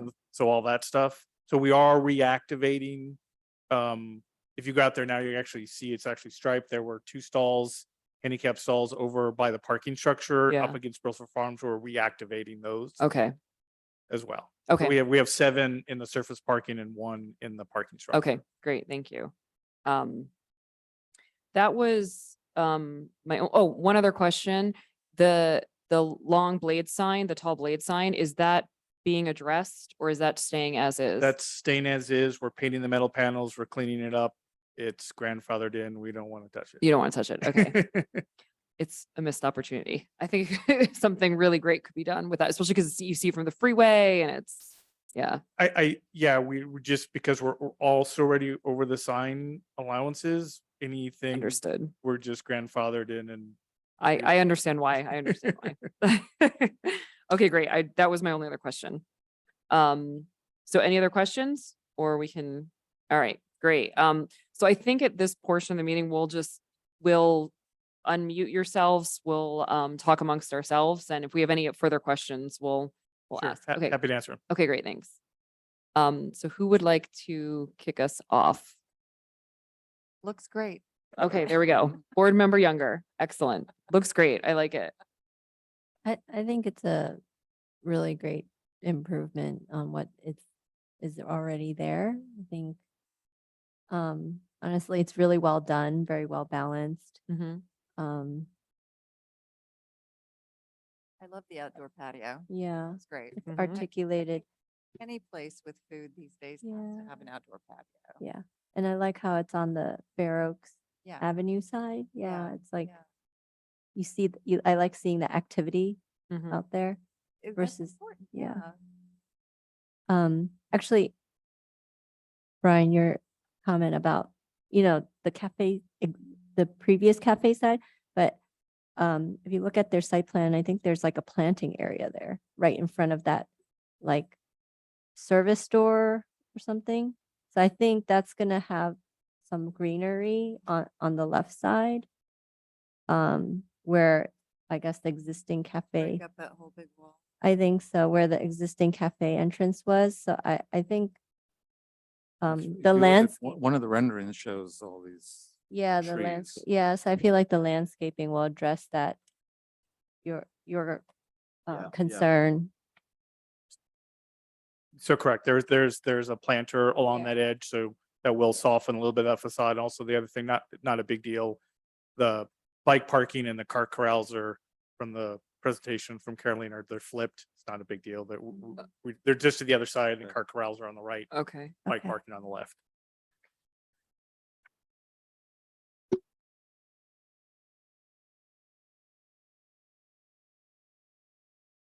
I mean, I think it's Yeah. great. I like it. Yeah. I like it. It's an improvement. We need, Yeah. updates. So I think I like the addition of the outdoor space. I'm a little sad to see coffee bean tree go. It looks like I don't know if they're leaving, sorry, but I just noticed that the signage is going away. So I don't know if that was intentional and if oh, so it's just the sign is being removed. Okay. That was the only, I saw that. I was like, where's the sign? Okay. Sorry. I didn't even see that. I mean, I'm ready to make a motion to approve it as submitted. If The, everyone is. the only caveat would be if we wanted to put a condition to add more of those decorative appliques on the north side of that you mentioned. where Oh, you on want- the But Fair since Oaks side. But Yeah. since the trees are there, Yeah, it's a little misleading because you look at the elevation, it's just like big, Mhm. yeah. like. But I know the trees aren't being removed and there's trees along there. So I don't think it's probably as much of an issue as that kind of drawing Right. kind of initially makes you start to. So I'm actually okay with. Cool. Then go for it. All right. I'll make a motion to approve this project as submitted. Do we have a second? I'll I'll second second. the Oh. motion. We've got 2 seconds. All right. We'll go with Board Member Younger on this. So a motion was made to approve the project as submitted. A second, first motion was made by Vice Chair Sai, second was made by Board Member Younger. And so we will now take roll call. Board Member Carlson, Yes. Board Member Nichols, Yes. Board Member Younger, Yes. Vice Chair Sai, Yes. Chair Hill, Yes. motion carried. Great, thank you. So the project passes by a vote of 5-0. The project is approved, subject to the conditions of approval. This decision is final unless an appeal is filed within 15 days from today, and no construction or activity may commence during this period. And appeal forms may be obtained from the city clerk's office. Congratulations. All right, excellent. So we are done with the public hearing portion of the meeting, and we will now go on to our administration section, which is comments from the board. So do we have any comments from the board? I'm going to start on this side. Board Member Younger, do you have any comments? I have no comment. No. Board Member Nichols, No comments. Vice Chair Sai, No. and Board Member Carlson. I do actually have a comment, and it relates back to the very first meeting I was on this board. pavilions, there was a condition of approval that the trees on the north side of that property would be bigger. And now that it's done, they don't appear to be bigger. And I would just request that we go back and look at the minutes of that and see if they did what they said they were going to do. Sorry, what project was this again? I missed. Pavilions. Oh, pavilions. Okay. When we were discussing the north facade Yeah. and how that big space, the Vaughn's people agreed to put in extra big trees there because we were concerned that the trees were going to be too small and take forever to grow. Yeah. And I don't They know look that they did it. tiny. Okay. So this sounds like it's an enforcement. Yeah, I just Yeah. want to research it and see. Yeah. And it's just a comment. It's not a Okay. big deal, but I'm more curious than anything. Okay. I mean, I'm glad that you noticed that. I was actually just there the other day and it slipped my mind. So yeah. No, that's great. Any other comments? No. Okay. I don't have any comments currently, so then we'll move on to comments from subcommittees, which we didn't form any subcommittees this past time around. I don't believe we did, correct? No, right? For any previous, okay, so then we don't have any comments from subcommittees, so comments from staff.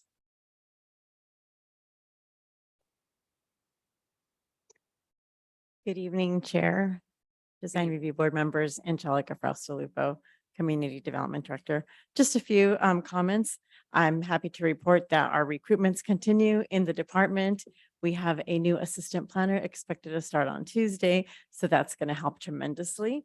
And we're also recruiting for a planning counter tech. So anyone out in the public or any of you who might know someone, it's a very entry level position, but would be a key player in our department as providing customer service to our customers at the counter.